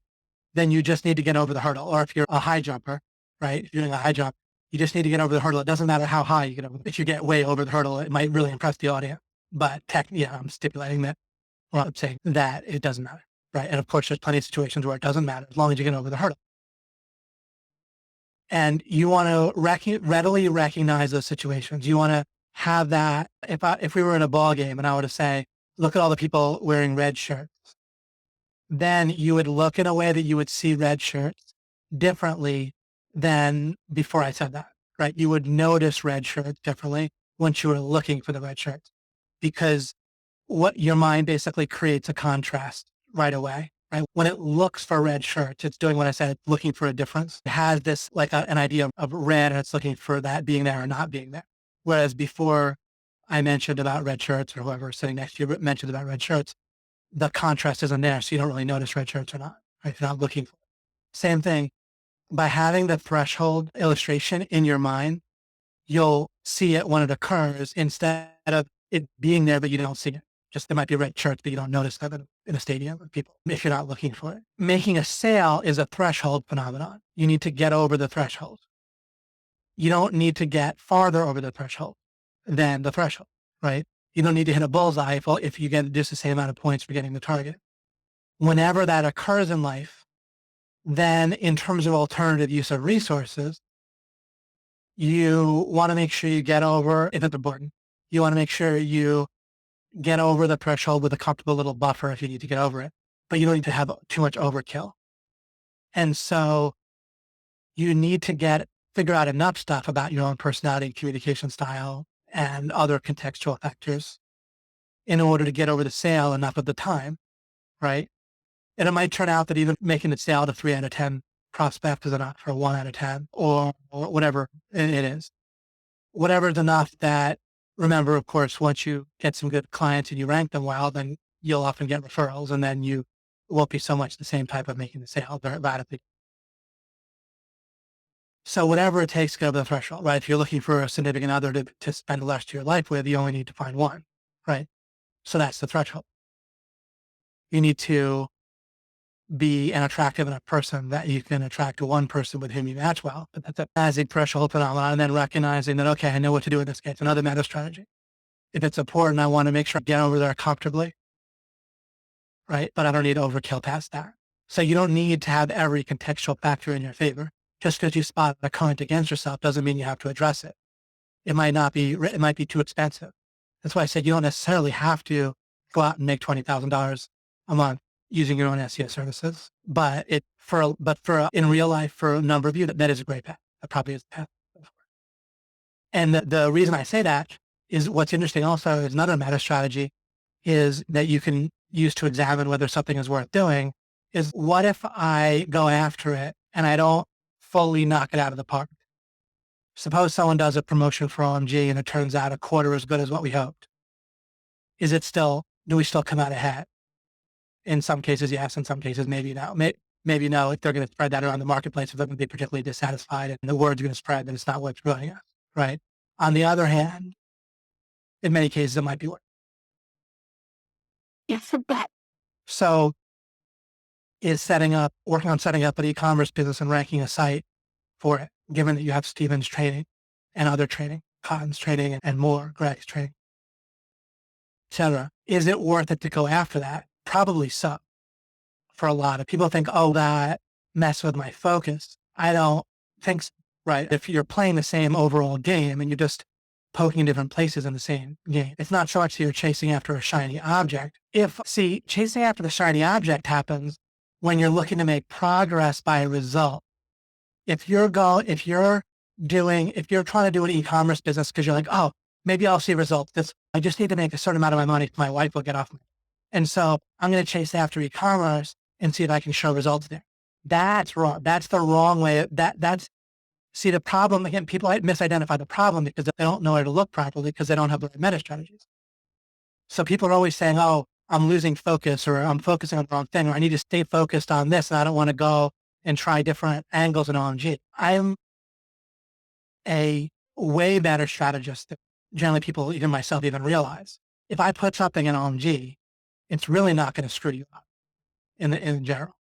And I'm not going to put a bunch of freaking landmines in your way, right? So I put a lot into getting e-commerce and getting Amazon and keeping up with affiliate, getting different things at OMG. And I continue to encourage it and work with it and help tend to it. Why? Because again, the problem isn't focus. The problem is measuring progress wrong. Once you measure progress, then you're going to get a ton out of setting up an e-commerce store for yourself and setting up some Amazon for yourself. Like with Liz's Amazon Apprentice thing, you don't have to go out and get a whole product manufactured for thousands of dollars from China and get it stamped and worry about it being defective and all that. She shows you how to get started super stepwise fashion. That's great. And once you measure progress by understanding and getting a sense of where bottlenecks are and having different angles on the same type of thing, then you're going to make great progress going and doing some Amazon, doing e-commerce, right? Again, I think I explained it, but the whole problem is results from. So once again, it's these invisible meta strategies and people come to all the wrong conclusions when they don't have them. But I'm aware of them. It takes me some time to teach them all, but I work them into OMG. And if I work on getting something into OMG, right, I don't take credit for Stephen's training, of course, obviously. It's all him and his brilliance and experience and all that he's done and all the consulting he's done, all the 4 or more businesses that he's set out, e-commerce businesses. But it's staggering, just staggering what he's done, staggering. But I designed it in there rather than having it not in. I didn't have to. And trust me, it takes some investment in a number of ways, right? Including not all the people I work with understand these meta strategies, to put it mildly. No one does. We work at it for decades. And so this stuff all looks wrong all the time because people see the world by default, right? The whole reason these meta strategies are so helpful, they're counterintuitive, right? That's what makes it a meta strategy rather than just the obvious, right? And so it all is going to seem backwards unless you understand it seems backwards because people have the outer context wrong. And so then within the wrong context, the right strategy seems wrong. But when I have these different paths in OMG, it can look deep, cluttered or defocused to people, including the people I work with. But I fight to have them in there because it's just what's best for you. And it doesn't take away from your focus at all when you understand fixed process. So glad I'm able to figure out that. I've used the mind blown before, but this one is much more like a mushroom cloud or like picking more mushrooms reading my mind. What were you referring to 49 minutes ago? Trouble with not keeping current with these comments. If I do keep current, then of course I interrupt myself too. What do you do? Joseph Baffy, what you are doing is helping people make happiness and good. That in turn, along with the other training, has helped me generate income. Yeah, excellent. Yeah, I appreciate that, Joseph, very much. And of course, getting this training in by the back door, that really rounds out things with OMG. On the other hand, I'm constantly in awe of the things the accomplishments and the innovations and the way they apply and the stuff that the other people I work with in OMG, what they figure out and what they do. And it's not some throwaway line. I'm just constantly shocked at what they figure out and what they can do. So it's nuts to have them in there too. On my own, if I was trying to help people make money, basically I do what I do. I do what I have now and I get the people that I have to help show you. I wouldn't even try on my own. Without them filling in what they fill in, then it would just be so like the number of people that would make money just with the meta strategies, I think would be way less. The dots wouldn't get connected and so forth. Jeff said, how would you take into account people's motivation, social, emotional, practicality, action when selling? I did give a whole alchemy on my reading. I think you probably listened to it, Jeff, because I know you followed with alchemy. That's almost my answer is I might think ahead of time what someone's context is, right? What's their main love relationship or whatever? Are they married? Are they not? Are they single and looking? And is that pretty important to them and so forth? Even if I'm selling an SEO services, it just a little bit gets me in their head. Gives me like someone who, let's say someone's a guy who is single. They might be more interested in taking risks. This is only base rate, like currents. Remember, currents don't tell you where the boat's headed. but they're always a force on the boat. And so they give you a sense of, right? If you knew all the currents, then you know where the boat, or not all the currents. If you knew all the currents on the engine and so forth, you'd know where the boat was headed. But as I'm just thinking about it now, if someone's single, they're more looking for the upside. They might be imagining being wealthy and how crazy the chicks would go for them if they, if they had all this money. I'm not saying it's true. I'm saying that they easily could be imagining that. There's plenty of people I know that view life that way, and not incorrectly. That they get feedback from women that they're correct about that. I don't mean all women, but I just find people that it all works. I haven't really experienced that end of things. I was married for many years by the time I was wealthy. I even had a child, so not even possibilities of going crazy and partying or traveling or whatever. So it's like more money for retirement and groceries. My great vision of making money. But anyway, but this is relevant. And this gives you a sense of how it can affect what you do during the sale and what you stress. So they're more looking at the upside, right, of things. Now, let's say let's say that same guy has a business partner, then depending on the relation with partner or the nature of the partner, but there might be a significant motivation there not to look stupid to their partner, right? And now same thing if they're married, now there's a lot less upside, right? If you're married, getting rich really doesn't do that much for you, right? Even in your own head, I'm even just thinking theoretically, right? So when I say theoretically, I mean in terms of what people imagine. I'm not even talking about truth. I'm talking really about perceived value here, right? Now, getting like where you're wealthy does something like you might imagine your wife being like, damn, I'm impressed and that's really cool. But then getting like super rich and or the downside of taking a risk and having it not work out, how someone would feel like their wife is going to react to that, then that could be a significant motivator. So if someone has someone in their life where they're really going to get a sort of punishment, what amounts to a punishment or a strong negative from having a risk not work out, then you want to stress like the safety of it and even structure your offer. So maybe there's even a type of guarantee of some sort. Does Cotton offer a guarantee? No. But Cotton also has stressed himself that getting started is getting started, right? And getting your foot in the door is one thing. What you do after your foot in the door is different than getting your foot in. But then, as I said, someone that's single, they might just be much more imagining the upside. They don't really think about downside, right? They just tend to be a lot more risk taking, right? If they're in that mode of thinking, and that risk taking would show up in other places in their life, including they might blow through money in general in their life. If someone's generally blowing through money, then they're mainly focused on upside and they're not really taking a risk, right? Or else they wouldn't be blowing through money. And so you can look at that for context on what to stress when you're selling them. So there's some other examples of the type of things to think about. And that gives you a specific, but when you're in the mindset or the mental context of looking for meta strategy, then by me opening you up in that way, you can also ask, wow, what other things might I open up to? I wouldn't think to ask that question, maybe. Like what I just talked about, what else can I think about their life context what I could spot, right? Meta strategy. So there's the example that you take from what I said, but then there's the meta strategy that you could potentially take as well. And I'm going to give some thought. I've already given some thought, but I want to see, which I'll do by looking at contrasts, right? More about how I go about pursuing meta strategy, like an illustration, like a comedian going about how they pursue writing down material for jokes and spotting it, right? But even that illustration in and of itself, I think starts to capture it. And I said there's some stuff I know, but it might be a little bit of a tangent. Never did get to that story that I was going to tell you, but let me see what else we have here. So going well by discussing things here. Megan Rowe, getting that right. Always stick to what other people value and will pay for. Yeah. Trying to help them or get them to make a better choice than what they say they want is where I specifically love. You got to let go of that. And I'm telling you, it's really common and it really sneaks in the back door in people's thinking. It's such a thing that is going to keep sticking in. That's why I'm stressing it the way I am and trying to draw the contrast in various ways. Yeah, just quit with the trying to help. And I could say that kind of with a smirk or with a grin, but if you're trying to make money, like again, it's the priorities. You gotta have a one priority. And what you do is you have a priority this is one of the most basic meta strategies that I've shown you. And how does it work? You have it's the same iteration as always. You have a priority with boundaries, with parameters.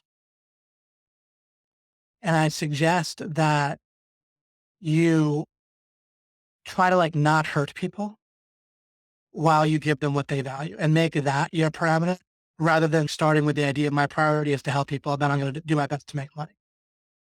especially if it's not working for you, right? If the island you're on isn't working very well, right? Or if the boat you're in isn't working, maybe you need to go back, think about what the bottlenecks are, how you need to redo your boat, right?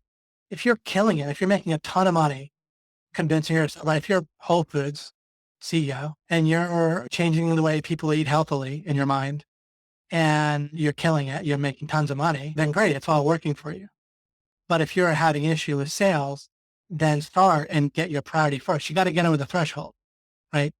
And then once you can get over the threshold, then you can try to make sure you help people as much as you can. You don't have to do it over with, and I'm the same way. Like with OMG, I make sure we help people, but I also make sure I've maintained the boundary the whole way of not hurting people, which includes delivering what we say we'll deliver, which is not easy in the nature of helping people make money. And I've canceled products that made money for us that I didn't think were helping people enough, even though they were fully legitimate and what they said they would be, but ultimately they weren't. It just wasn't working for people the same way. So I have that boundary where it has to deliver. So it also just depends on what your niche is. If you're doing SEO consulting or affiliate marketing or something, it's not, yeah, you want to succeed with ranking them because they're investing in you and it's important for their business and so forth. But they're not quite so desperate. If you deliver what you paid for, and again, Kyle makes sure he ranks people, but he's not trying to make sure their business. That's up to them in his mind. You got to have your parameters. You got to have your boundaries within which you can operate. And then find parameters you can live with and then make the sale, make you the money, a priority within those. Julie says, is there a way to short circuit lack of motivation to make money when it's not a good match for you? One, man, what I ended up doing was working with Mike, who was very motivated to make money. Like he really likes, in a sense. Now, he's come to a point too where I don't want to put words in his mouth, and it doesn't mean that he will also step away and have contrast in his life and so forth. But like going back to when I was getting started, then there was a motivation that Mike had and an energy pulling forward on things that I didn't have in the same way. But I needed to make money, right? So that worked to a certain degree. And what I did was I channeled that motivation into getting with Mike.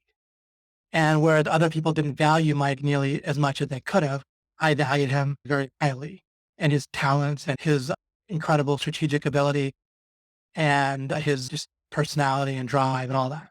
So I valued it with my action. Like I really prioritized working with him and I paid the price, whatever that might mean, of working with him. I kept up with him, for example. Right? Like Mike wanted to work with people that were really energetic for stuff. So I did what it took. So I found a way to channel. It's a lot like having a personal trainer, right? You might want to exercise, and this actually, I don't know if it worked for Mike himself. I haven't really done this, but Mike wants to be fit enough, or at times in his life has wanted to be enough, that he channeled that into getting a personal trainer. And that was enough that then he could ride on that trainer's energy, and that worked great for him. While he was working out, he's relaxed his mind and just got on the other person's wave or meme or whatever mind context. Another thing people do is they get an OMG, right? An OMG has a big contextual push towards making money, right? You have people that really are interested in that. And so you value it enough to get an OMG, which you've done, and then that helps. But so that's one thing that may get you over the threshold that may work for you is that. But in essence, if you want a short circuit, you're looking for a place to channel what you do have into where you have the most bang for your buck, but that's a good strategy anyway. Fundamentally, if you need something, then it has to be a priority. And then of course you want to use your better alternative use of your resources. But if you don't have a lot of your resources motivation, then yeah, maybe doing your best to get around people that do have motivation. But then you have to watch it. Of course, you need to keep up with them, including with perceived motivation. I made sure to look to Mike like I was really on all the time. There was years when I would answer the phone no matter when he called, pretty much, right? And that could be any whatever, and not take vacations and so forth. And I did that for real, right? But then one of my main motivations there was, if you think of one of my main money-making strategies was to work with Mike, basically, ironically, and not ironically, but in an interesting way of perceiving it. You could look at all kind of surface stuff that I did, or oh, I got good at information marketing or this or that. But really what I did when I had to make money, this is not rewriting history, I was aware of this the whole time, is I made sure to work with Mike. And interestingly enough, it was weirdly reciprocal, where I had something that he was missing in his perception and in reality probably as well. The way or look both ways. Like I'm motivated to check things over and work on strategy in a certain way. He's motivated to work on strategy, but there's a way that we work on different aspects of it. How do you do it in the absence of working with a partner? What substitutes for a partner would be, obviously, be going solo. You'd still have someone that's buying your product. Oh, because I was framing it in a way. There's a way in which you can look at Mike as my client. As my client? Right. As if I was consulting for Mike. And I bent over backwards to make sure I did a good job consulting with him because my way to make money was making that work. And maybe that's why I look at making money as hard, because one other thing that's true that I'm aware of that at some point I wanted to tell you, now's the time, is that if you don't look at things in terms of meta strategy, then what's interesting is that as you get better with a tactic, the trouble is you get more also wedded to your box, right? Like you're more desperate not to have to lose your box to if a professor get tenure, right? And so, but they really want that university or that situation to stay. If they lose that job, then they really might not have another good way to make money, right? They might be great at making money within the tenure system, but then outside of that system, they might not know what to do. Or there's the famous example of people go off to war and they know how to do that, and then they get back and they feel like they don't have good skills for job, right? That sometimes exists, sometimes doesn't. Other times, some might have learned all kinds of wonderful engineering skills and stuff. They're just giving like a stereotypical, just model example to illustrate what I mean. So fundamentally, and I was aware of this, again, this isn't like rewriting history. I did that. And that's that. It's like I had one client and I really made it work. I did whatever it took to make it work. And I was motivated enough because if I lost that client, I didn't know what the heck I was going to do otherwise. I know, like fundamentally, I knew how to figure it out, but it was going to take a lot of doing. And so I might as well make what I was doing work. If I'd, could use another metaphor. If I'd ridden that horse enough and it wasn't working to some degree where there's no way I could win, it looked like there's no way to win, then at some point I would have had to try to work on getting a different island to work a different way. But it kept working out, right? Or kept either having the good possibility of working out or working out. And so I stuck with it. And then it got me out. Right. But you're going to have to find some horse to ride, so to speak, and find the one that's at least the closest, or the strategy is the same, whether you're supposedly motivated or not, right? Because it's like with my dishes analogy, right? If you're motivated or not to do the dishes, you still want to do the dishes right away, right? Because it's going to get harder later. If you're going to have to do them at some point, you might as well do it now rather than after it's all hardened and moldy and whatever, right? And they pile up.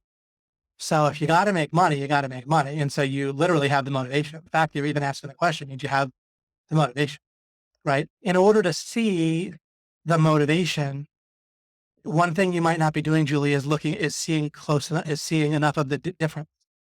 So how do you see motivation? In other words, by perceiving motivation, you have more motivation, right?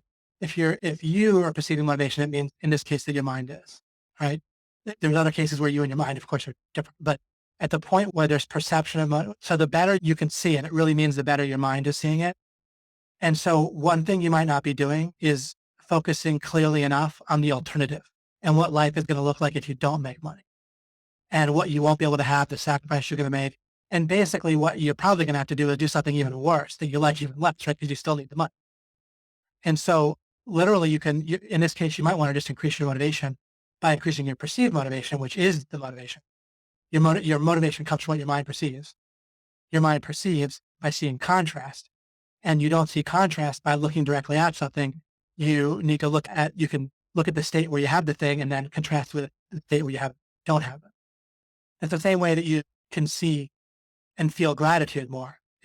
People that don't feel very gratitude is they're not stopping and seeing what they have with what they don't have. And then they'll see a movie where people have it bad, or so like, oh, that reminds me to feel grateful. You didn't need the movie. You could have just, if you knew how to see things by seeing contrast, you could just see it by making sure that you are aware of the contrast, right? Or just by thinking of the situation not being there, right? You don't have to have something go away in order to miss it. You can miss it right now or appreciate it right now once you know how to see it.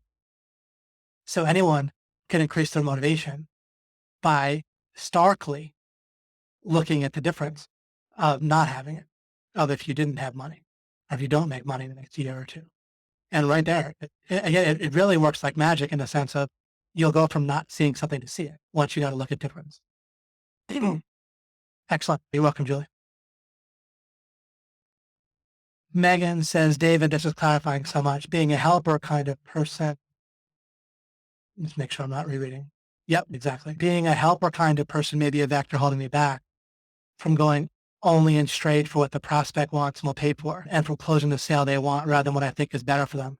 Yeah, and see, and when I imagine being you, Megan, which isn't the same as being you, but it still can help. I also imagine you like sometimes getting the sense when you want to sell your service, right? Where you, that I mentioned earlier, where you value the money the client will pay you more than your services, right? Because you want to make the sale. And you want to maybe focus more and more on what it would be like to want to buy your services, and then think about creating some more and more context where you value your own service more. Part of that's confidence, but part of it can be other things that help you value, right, your service. Basically, when I say other things, more that helps you explore. Even me posting the recording that Mike made with, I forget the exact name, but his personal trainer, he actually made a recording where the trainer talks about how much it helped him. Even if watching that as an example of what I mean, or where it can help you value your own services even more. Yeah, and I'm telling you, no one's going to keep having dismal results. You focus on meta strategy and life really lines up for you. It just gets easier and easier all the time. Megan, I'm with you, being a helper, a great Kathy, exactly. Yeah, yeah. Making money is not primarily about helping people. Or if it is, you need to redefine helping people into what they think is good for them. And it's funny because being a mother is actually counter to this. So to whatever degree someone has been a mother or has motherly instinct, you if you're a guy and have any kind of instinct like this, but a motherly instinct is often has to do with what you think is really good for your child rather than what a mother tends to not really strongly value what a child feels like they want, the child's perceived value. They tend to more value what they think, and they presume that they're correct. And I'm not saying they're not, is what the mother values what they think is actually good for the child over the perceived value of the child tends to not have the same weight. Mothers do care what makes their children happy. They like to see their children happy. But something I've observed plenty, including in my own life growing up, is that, and certainly to my mom, and I don't know where she falls on the spectrum of momness, but what she thought was good for me was way more what she was interested in and wanting to invest in and congratulate me for and approve of than what I want. The difference was incredibly large. And it's that same mindset would be in government, right? In a sense, not quite the same. I could talk about how it's different, but there's a certain way that what the other person wants in terms of what they value is not really relevant if you're in government, and it's not really relevant if you're a mother, to at least relative to how much you value in government the way you think things should be, according to the law or whatever, right, to a government official, what the regulation is, et cetera, right? That's what matters in general to a government official, what they think is best according to their measuring stick, whatever that might be. But it isn't perceived value, right? They don't get paid for perceived value. I'm not on one of my anti-government tirades to the moment. I go on plenty of those in my own head all the time. But that's not my point here, right? It's just, this provides more contrast for you to say, right? A government official is not interested in perceived value from the customer. They're interested in a different measuring stick having to do with greater good, regulations, the law, that sort of thing. What's going to get them fired or not, that sort of thing. A mother is interested in what they think is better for the child, better nutrition, having less screen time, getting outside, getting fresh air, and so forth. That may or may not be accurate, but it's not really relevant to the mother. The mother's thinking about that, and they're really not thinking about perceived value. They're thinking about the idea of actual value. That mindset of either the government or the mother, and they're different, but they're both examples of not focusing primarily on perceived value. Those are both completely unhelpful. Swinging a bat versus a golf club, or something. It'll occlude your vision. You'll pull in that template and you won't see what you should be seeing. You won't see the perceived value to the prospect or to the prospective audience out there or the market as a whole. You won't see that because your mind pulls in. When your mind thinks value, it pulls in the wrong thing for the task at hand. Motherly instincts are counterproductive in the sense that, again, it will occlude your vision. If you think that you should swing a bat the same way you swing a golf club, it'll keep you won't be able to swing a golf club until and unless you can get off of thinking that you're supposed to swing it like a baseball bat, right? Presumably, I'm not an expert at either, but just for the sake of example, or presume that's the case. And again, that's why I'm harping on this, because I think it's so ingrained in people to see it this wrong. So you've got to imagine for a while what it'd be like to be a mother and to really strongly value what made your child happy in the moment. And you might say, wow, that would make me a bad mother. That's that in and of itself isn't that helpful an observation. What you could do is just think for a moment about just what it would look like. And then think, what would it look like if you started, and weirdly enough, I actually parent this way. You start with understanding what your child wants and really valuing what they perceive to be valuable. I think because I just come from this market mindset for so long. But then I navigate them within that. I navigate them to as good a place as I can get them in terms of what I think is really good for my son.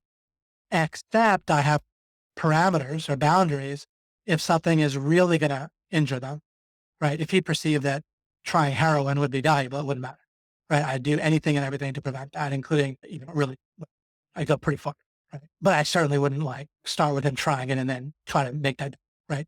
So I have parameters on things that are really clearly out of bounds, but anything inside of those boundaries, then I start with where he perceives the value and I kind of work for there. And if that seems like it's really often, it might be having a communication issue. It's perfectly reasonable practice. It's not, everything he's doing is perfectly reasonable. And I tend to get him to do stuff that's good for him more effectively, right? That way than if I were just to try to just virtually ignore what he perceived as valuable. And then just trying to, in essence, nag him or just force him. Or the other thing is that kind of my highest goal, like the way that I pictured what I want for Champ, what are my boundaries? What are my parameters, right? There's the same thing I do with everything is I have the very outer parameters and then I don't restrict myself further. Then I have flexibility within the real boundaries I discovered. So for me, I basically don't want him to support government. I don't want him to believe in authority as something that makes wrong into a right. I don't want him to feel like extortion is okay, like nearly the entire population does. There's something so disturbing to me about that, like deeply and viscerally disturbing. Like my sense, if someone thinks extortion is okay, that's the same thing as thinking that molesting children is okay or lighting people on fire is okay.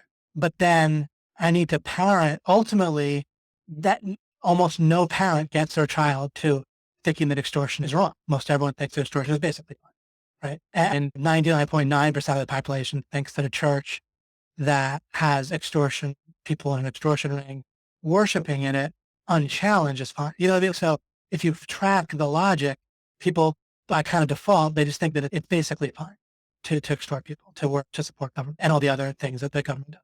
So I don't want Chance doing that. And so I need to look at things differently where I don't use BS authority argument on him now. Like parents normally don't say, you do this because I'm your dad. But it's interesting that what's relevant about that to make you money is that the mindset, it's looking at the contrast, it contains the idea of starting with perceived value and having to get someone from there while just having some outer boundaries. Just like with business, I won't do things that clearly will hurt people. Some people that are in our niche, they do seminars where they show them how to get credit for massive loans. And then they sell them $high packages and stuff, right? But that can really get someone in trouble. And so there's boundaries like that, right? Or even having a coach that's not doing what they practice, I wouldn't do that. But anyway, if all I did in this webinar was to help get you over this idea, this perceived value idea or this actual value thing, and the more angles I can give you on that, the better. And so seeing it in terms of parenting, just so you can apply it to business. I'm not ever really trying to tell you how to parent, just so you know. There's certain logical things that are just true, and if they're true, not as a parenting strategy, but as a greater meta strategy. But anyway, I don't get into tactics on parenting, but if there's a meta strategy that applies to it, the meta strategy might be true. I don't know, Bryce. You might need to you might be exactly on the right track. You might be where you are and Amazon has lost money. A lot of businesses lose money as it's normal for years and years before they make money, right? Stephen Floyd spent hundreds of thousands on learning, even in this general niche for doing SEO, free traffic and stuff years ago. Hundreds of thousands on learning, and then he succeeded. People go to college, as you are, for years. You're buying into this idea that you need to perceive direct progress, like surface progress, because implicit, I just need to focus more. there seems to be an implicit thing on you're not doing it, but you're not necessarily doing things wrong. That was a while ago, the use of that. But anyway, this is so good, David. I am following you. Excellent. Wonderful, Dan. Mike said he made a ton with e-commerce. Right. Oh, to back up the e-commerce thing. Exactly. Built a huge list while David and I were getting our feet underneath us. Yeah. And Mike did that outside of, I mean, in a meta way, I helped him, but that's it. Like he really made it work fully on his own. And then that parlayed that. Yeah. We just built and built off with that foothold. And not every foothold you poke with it'll work, but we were able to go straight from there and just keep on. We meandered, but we used that same foothold, that same boat, and we were able to get what we're getting. There might have been a boat that if we happened to be on it, so to speak, metaphorically speaking, that we would have had an easier time and made more and enjoyed it more. This one, the thresholds, right? This got us to where we had to get to. I just need to find that amount of money, not infinite. Bryce said, should I be concerned that as more people enter OMG, they'll be more competitive? Look, we're going to do a closeout of NHP in August, and that'll be the last time we sell NHP. But I would really ignore competition. I would ignore the idea of competition. And it's not relevant now. There's plenty. People worried about competition in SEO. Like I remember distinctly over a decade ago, people were worried about, oh, is it going to be saturated and so forth, right? Cotton got in, 3 years ago and made more money than anyone's ever made before in this kind of thing, by far. And not just Cotton, of course, zillions of people. Greg, before that, started making 6 figures a month. No one had ever heard of that when Greg was doing it. People have been worried about that for forever. But we're not just going to grow and grow teaching people the same old thing. And if they don't have OMG, how are they competition? They're not even going to have all these meta strategies. Keep in mind, you have me. And that's a whole difference in addition to everything else that you have in OMG. And when I say that, there's a way that that no matter how no one's going to copy me, what I'm teaching you. You know what I'm saying? People realize how awesome Greg's stuff is, so they might copy it, right, and get out there. But so few people, relatively speaking, will have this stuff. And at the point when they do, we're better off anyway. The world will be better. So either way, we're in good shape. Does looking at contrast relate to the law of non-contradiction? Yeah, actually, I think the law of non-contradiction is a special case of looking at contrast. The idea that truth involves matching, that I've said in the past, is not something people are generally aware of at all. Not philosophers, not academics. Not anyone. In order to say something's true, you talk about one thing matching another. That's another example of contrast. You don't look at a thing. You look at, again, our mind creates things out of the difference between two situations or states. And I'll explain more about what I mean even by situations and states in the future. But that starts to reveal it from this webinar we started. Marcia says, I'm right there with you, Megan and Kathy. You have to learn how to casually mention things and lead it up to them to pursue or not. Difficult when you believe it will help someone else. Yeah, really the match when it comes to money is whether people want some way that you can dress up what you're selling, right? Some way that you can package what you're selling. Do people want it? Not whether it's good for them. You just got to fully get off of, it's like being an addict, all right? Oh, this is great. I'm glad I thought to say this. This whole idea of what's actually good for people, guys, like Megan and Marcia and Kathy and so forth. The reason I'm telling you to get off it, like completely, is like telling an alcoholic to just stay out of bars and not drink alcohol. For me, alcohol, I mean, I'm just not going to get addicted to alcohol as far as I can tell. I hardly ever drink, and I've gone years without drinking a drop of alcohol. Not on purpose, but it's just without even noticing and paying attention. Just because it's not in my environment, in a lot of cases. Or sometimes I can drink a bunch for a little bit. I did drunken alchemy once, OMG Live. Did some philosophizing after drinking, some training, teaching, so to speak. Ranting would be a better way to put it. But I did it on purpose. I drank on purpose to people get the experience of me drinking and then talking about the philosophy. But the difference is I use maybe a little bit stronger language. But anyhow, so I wouldn't advise myself to not go into a bar or not drink because it's not an issue in that case. There might be other things like playing online computer games, like with massively multiplayer, that I should stay away from when I do because it sucks me in too much. So I play like single player games. But what with some of you, it's like you're an alcoholic when it comes to this maternal instinct thing. And it doesn't mean you're a woman. It could be a man that has the same type of instinct, right? Or it can mean you were raised by people that think like government, where it's about what's good for people, right? But their idea of what's good for people, not necessarily what's actually good for people, right? But just that mindset. So you can be raised by people that think that way. You could have maternal instinct or you can have both, right? It's all over our culture, this idea of what's really good for people. But if you're like an alcoholic with it, where it's a problem for you, then just try discarding it. You're not going to hurt anyone, guys, right? Think about it. It's like you have a kid and you're really nervous, right? And like people that are like helicopter parents too much and they're just worried they're going to get hurt when they're sick. Of course you should worry about your child being hurt like in a parking lot or in the street or something like that, right? But there's some environments where you're basically not going to really get hurt and it's better if they could just go and explore. So none of you are doing something where you're going to hurt someone, right? So just quit with the worrying about doing something that's good for people and helping people, and just find people that are going to value you, and package what you want to do in a way that's going to be valued by people, and just think that way. And not by people, but with an audience that you can get to. You got to think about who can you reach. Not just that theoretically there's an audience, but you can't get them. There's audiences that you have access to. I don't mean making info product as an OMG or something. But like you and your specific life have an audience you can get to, and at least a foothold, right? Make something, look at the potential footholds, make something of value to those footholds, and go from there. Again, that's basic fundamental meta strategy. That it's basic in a good way. I'm not saying it's simplistic, but that works every area of life. Sorry, depending on how you phrase what I just said. But anyway, but yeah, treat it like an alcoholic if you're an alcoholic. Quit with the helping people. You'll help people just fine, right? If you find things they value, that's great. These are adults, right? And they'll spend money, and that's that. Look, if you really want to be in a love relationship with someone else, then I've used this example before, but this helps illustrate it. It's fine to repeat examples. Sometimes it's quicker to remember for both you and me. It's easier, and it reinforces something. Then you drop the idea of them also being a millionaire. All right. If you find, if you don't have a significant other, you really want to find one, you really want to find someone to spend your life with, then you find the things you really want, and that's it. Get rid of the other parameters. And you might say, what if I really want to help you? Yeah, but I think you guys can go over it for everything you're saying, that it's not really a sticking point. It's not, it's only a sticking point when it's invisible. Like the minute I pointed out to you, you're like, oh, cool. Yeah, I'd love to decide. I want to make some money. So good. It's not really, you're not really stuck on like a metal bottleneck of, no, I want to believe that that I think I need to help people. I give you the option of not so much focusing on helping people, but just doing the perceived value. It seems like you guys want to take that option and then go from there. Yeah, I appreciate that, Mike. Breaking it up next. That's great. All right. I'll start to wind things down here. Kathy said I was a massage therapist for over 20 years, helping people feel better, but at the expense of injuring myself. I gave a look, yet I did not take care of my, and you probably meant gave a lot, probably just spell checkers. Okay, so let's just say I gave a lot. Sometimes the autocorrect or something doesn't. I gave a lot, yet did not take care of myself. Exactly. So you try to do your best balancing those things. And, but yeah, you focus on value and then have parameters. And one of the parameters can be don't injure yourself. But there's a difference between not injuring yourself. No one's going to injure themselves. You can ask the SEO consultant. And you agree with this. I'm not correcting you. I think that you just fine based on what you said. No one's going to injure themselves. And so, yeah, parameters are fine, but you try to make those parameters be as wide as possible and have your priority be making money. When I say wide as possible, wide, I think you get what I mean. As wide as reasonably possible. That was awesome. Did you laugh?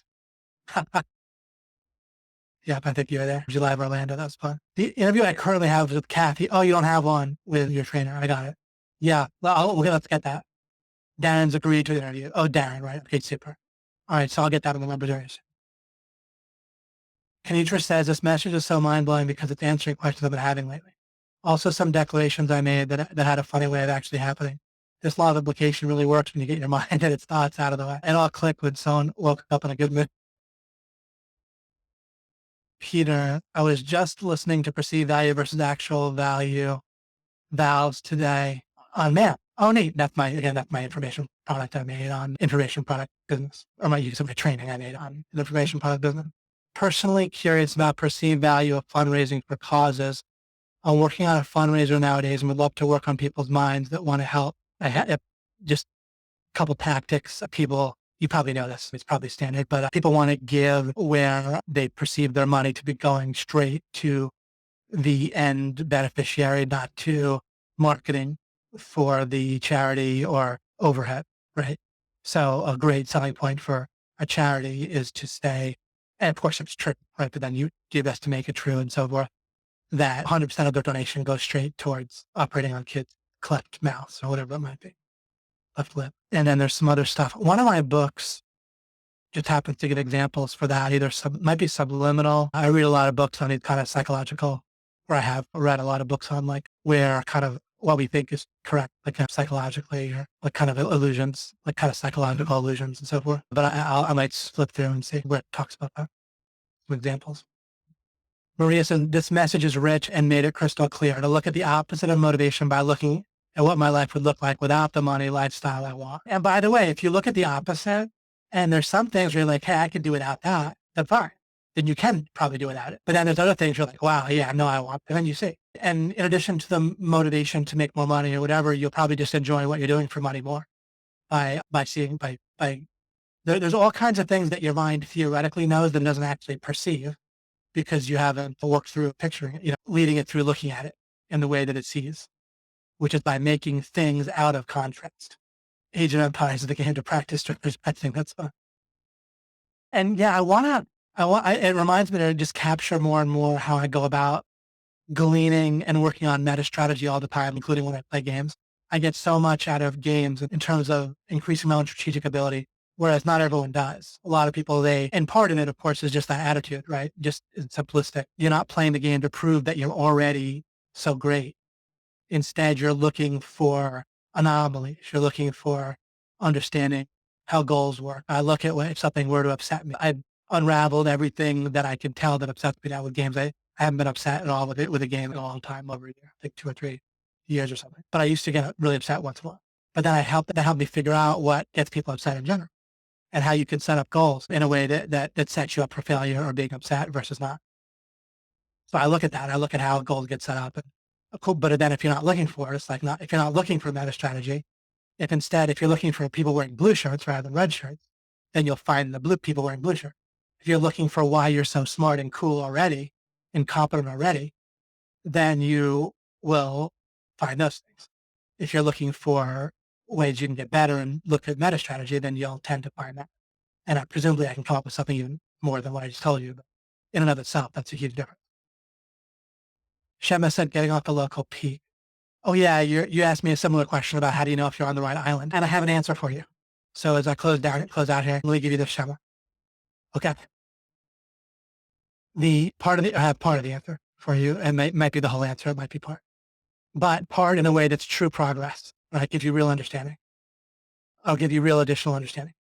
So asking what you want to stop doing, you want to stop asking, and I'll tell you why. So you ask the question, how do I know if I'm on the right island? In other words, how do I know if I'm in the right niche? How do I know if I'm dating or in a relationship with the right person, in my right partnership with the right business partner?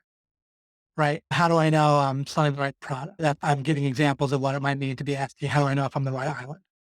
And it turns out that if you ask that question, then you have a goal to know whether you're on the right island, right? You're in the right relationship, etc. That makes it a priority. That's your thing. And that's actually not a good priority to have. You actually don't want to be pursuing, because it also, when you ask, how do I know something, you practically speaking, if someone is trying to figure out whether they're in the right relationship or not, then they're constantly making a list of pros and cons, so to speak. They're constantly looking for evidence one way or the other. When you look for evidence, you're basically going to end up proving to yourself whatever you wanted to believe in the first place. Because the problem with listing pros and cons is that your mind can subconsciously just confirm whatever belief it already wanted to get to by weighting different pros and cons differently, right? If you merely took a random sampling of 100 Americans and had them write down pros and cons of Donald Trump or Hillary Clinton, then all they would do is confirm their existing belief. All of them. So you might say, David, well, how do I know I'm on the right island if I don't have the goal to know whether I'm on the right island? You can embrace the fact that you can't necessarily know whether you're on the right island. Suppose that I am in a relationship or in a niche, right, pursuing a business venture, and I want to know about, say, relationship. And I otherwise am trying to follow my own advice, right, and say, I'm not trying to figure out directly whether I'm in the right relationship. What do I do? What you want to do is understand more about the currents, the forces, the vectors, and how they matter. That actually, the best illustration that immediately comes to mind is when I talk about the goal for someone to like you. If you have a goal for someone to like you, you actually want to turn that. You want to embrace the fact that you can't actually know if they like you. And instead, you want to better understand the factors that would get someone to actually like you. And then therefore you do those factors. And if they have the right bang per buck, if they're worth doing. And you might literally never know if they like you, but you'll make the most progress in them liking you if you understand the nature of what causes people to like you. which is easier to do if you're go meta, right? And understand how minds work and perceive value and all that and goals and such. And if you have that backdrop, it's pretty easy to figure out what causes people to like each other. If you don't have that backdrop, then or those deeper meta strategies, then it's hard to figure out. But so what you want to do is let go and embrace the fact that you aren't going to necessarily know whether you're on the right island or whether you are in the right relationship. What you want to do is figure out what makes relationship work and maybe what to look for in a person, and then work on making it work. And then it'll reveal itself to you. And then remember, you're always, and you say, how do I make choices? You're always going to eyeball things. You're always going to estimate or guesstimate at your current level of understanding. So naturally, you don't have to try to do it. You're going to do it. And there's no reason to double down on it. If you try to guess better, people try to guess better by making a list of pros and cons. But all you're doing is reinforcing the same process, like doubling down on, let's say you have a child who's running around randomly. Then if they run faster, they're not going to get where you want them to go faster. So it's not going to like doubling down on the process of estimating. If you want to estimate better, then you get more stuff that you really know, which is going to be in the context, rather than try to like, again, make a list of pros and cons, because then you just end up, again, confirming whatever you already wanted to believe. If you are trying to figure out whether you're on the right or the wrong island, you're just going to end up reverting to like unhelpful meta strategies like these success advice about never many people that give up 1 foot from the finish line, right? And so that is what comes to mind. You say, all right, I'm not going to give up. On the other hand, you might read someone or hear someone who's charismatic and convincing say, you've got to let go sometimes if things are not working and declutter in order to open yourself up for things that aren't working, right? And so you could easily take the same person in the same circumstance, depending on which sermon you give them, right? You can get the same person in the same circumstance with the same stuff going on, evidence. You could either convince them to keep trying what they're trying, stay in the same niche, stay in the relationship and try to make it work. Or you could convince them that obviously they need to let go of things in their life in order to make room for something new.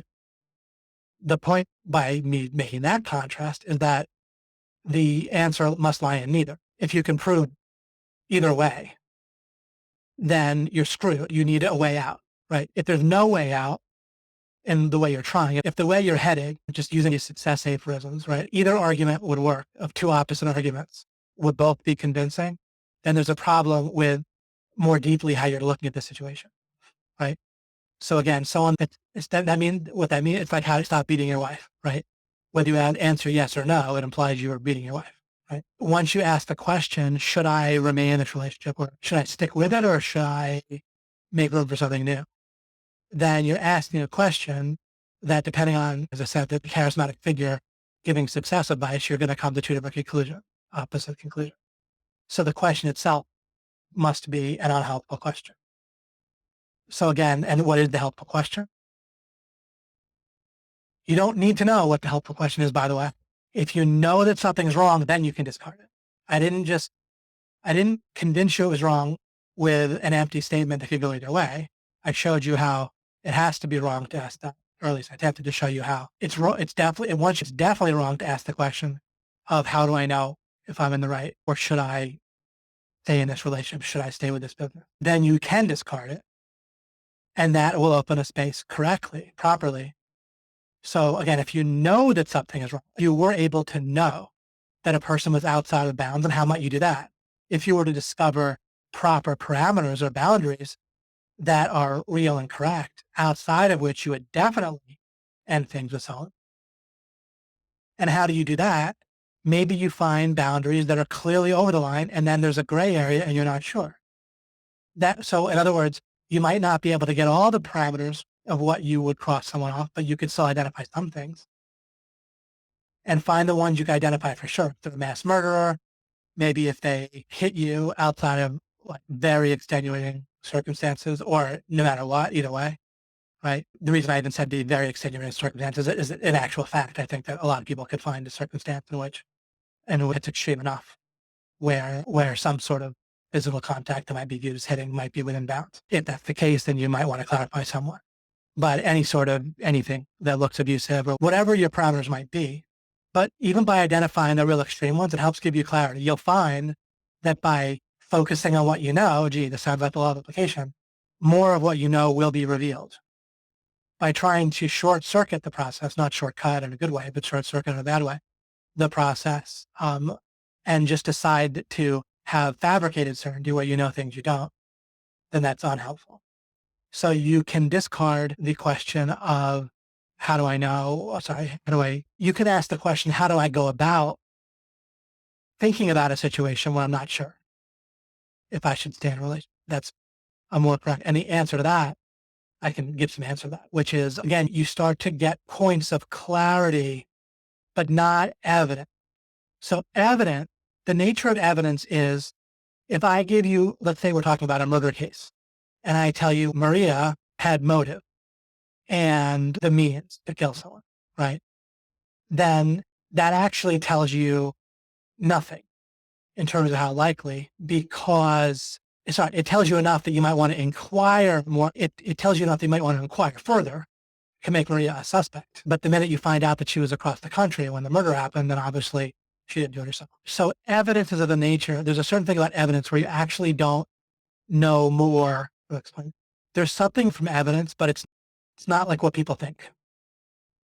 If Maria needs means, motive, and opportunity, right, to tick off the things for being a murderess, then you can know that she has 2 out of 3, and then you can look for the third, but you don't know, you wouldn't think of it like she's more likely now to be a murderer. That wouldn't really be relevant because then you're looking at progress in the wrong way. You would just kind of without trying to keep moving the scales every minute.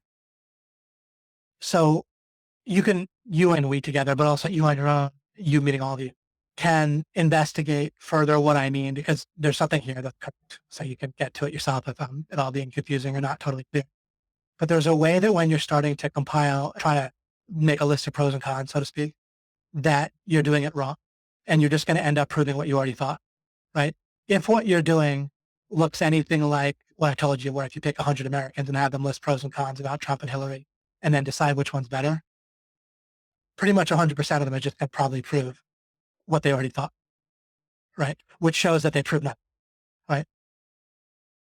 They didn't just pick and choose evidence, but they gave different weight to the different things and so forth, right? There's all sorts of things that I disagree with Trump about, but he's fighting right now at great personal sacrifice to get your income tax and mine down to 58% from 40. So for heaven's sake, the guy's a saint as far as I'm concerned, right? No matter what else. I'm being a little tongue in cheek there, right? By the way, but there's also kind of a truth to what I'm saying. But on the other hand, but my point is I give so much weight to that I just basically delete most anything else, right? And I give so much weight to certain drawbacks, the negatives about Hillary. But then someone else could list the same stuff, but give a different weight, right? And they might actually, they reframe, oh, that tax, that's for the rich, and with the middle class still gets, and I look at that answer as ridiculous, but there's a literal truth to that in a certain way. But I'm not putting this in a political way in a sense. I'm just using this as an example. Right? I've been pretty good at being getting distracted in an unhelpful way with politics. But if it looks like that go-to illustration of the 100 people making pros and cons and convincing themselves what they already thought, and you're doing the same thing, if you were thinking about whether to stay in a niche or a relationship or whatever, then you're obviously going about it wrong. And so instead you want to start to notice what you really know. And when you come across evidence, there's something that you know regarding it, but forget about using it to move the slider bar about how likely it is that you should leave or not, right? You don't keep jumping to conclusion. You don't use it to jump to a new conclusion or to feel more certain about, you don't use it to help fabricate certainty. You just try to look at it for what it is and not impose stuff on it. And then more will be revealed.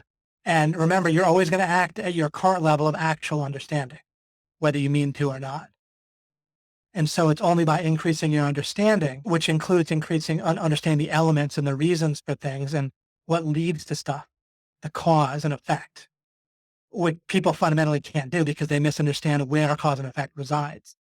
And I'll refer to that earlier in this webinar, but I'll really, over time, I'll be covering that. So it really gets across. But if that's what increases your understanding, and then since you always operate at your level of understanding, you'll naturally make better decisions and guesstimate in a way that's more adaptive or effective or on target of where you want it to be. But like doubling down on the guesswork isn't helpful. You need to increase your actual understanding. You're not making any progress towards guessing better or making decisions unless you're increasing your actual understanding, whatever that might be. Anything else is blowing smoke up your own ass, as Brian likes so much. That I said.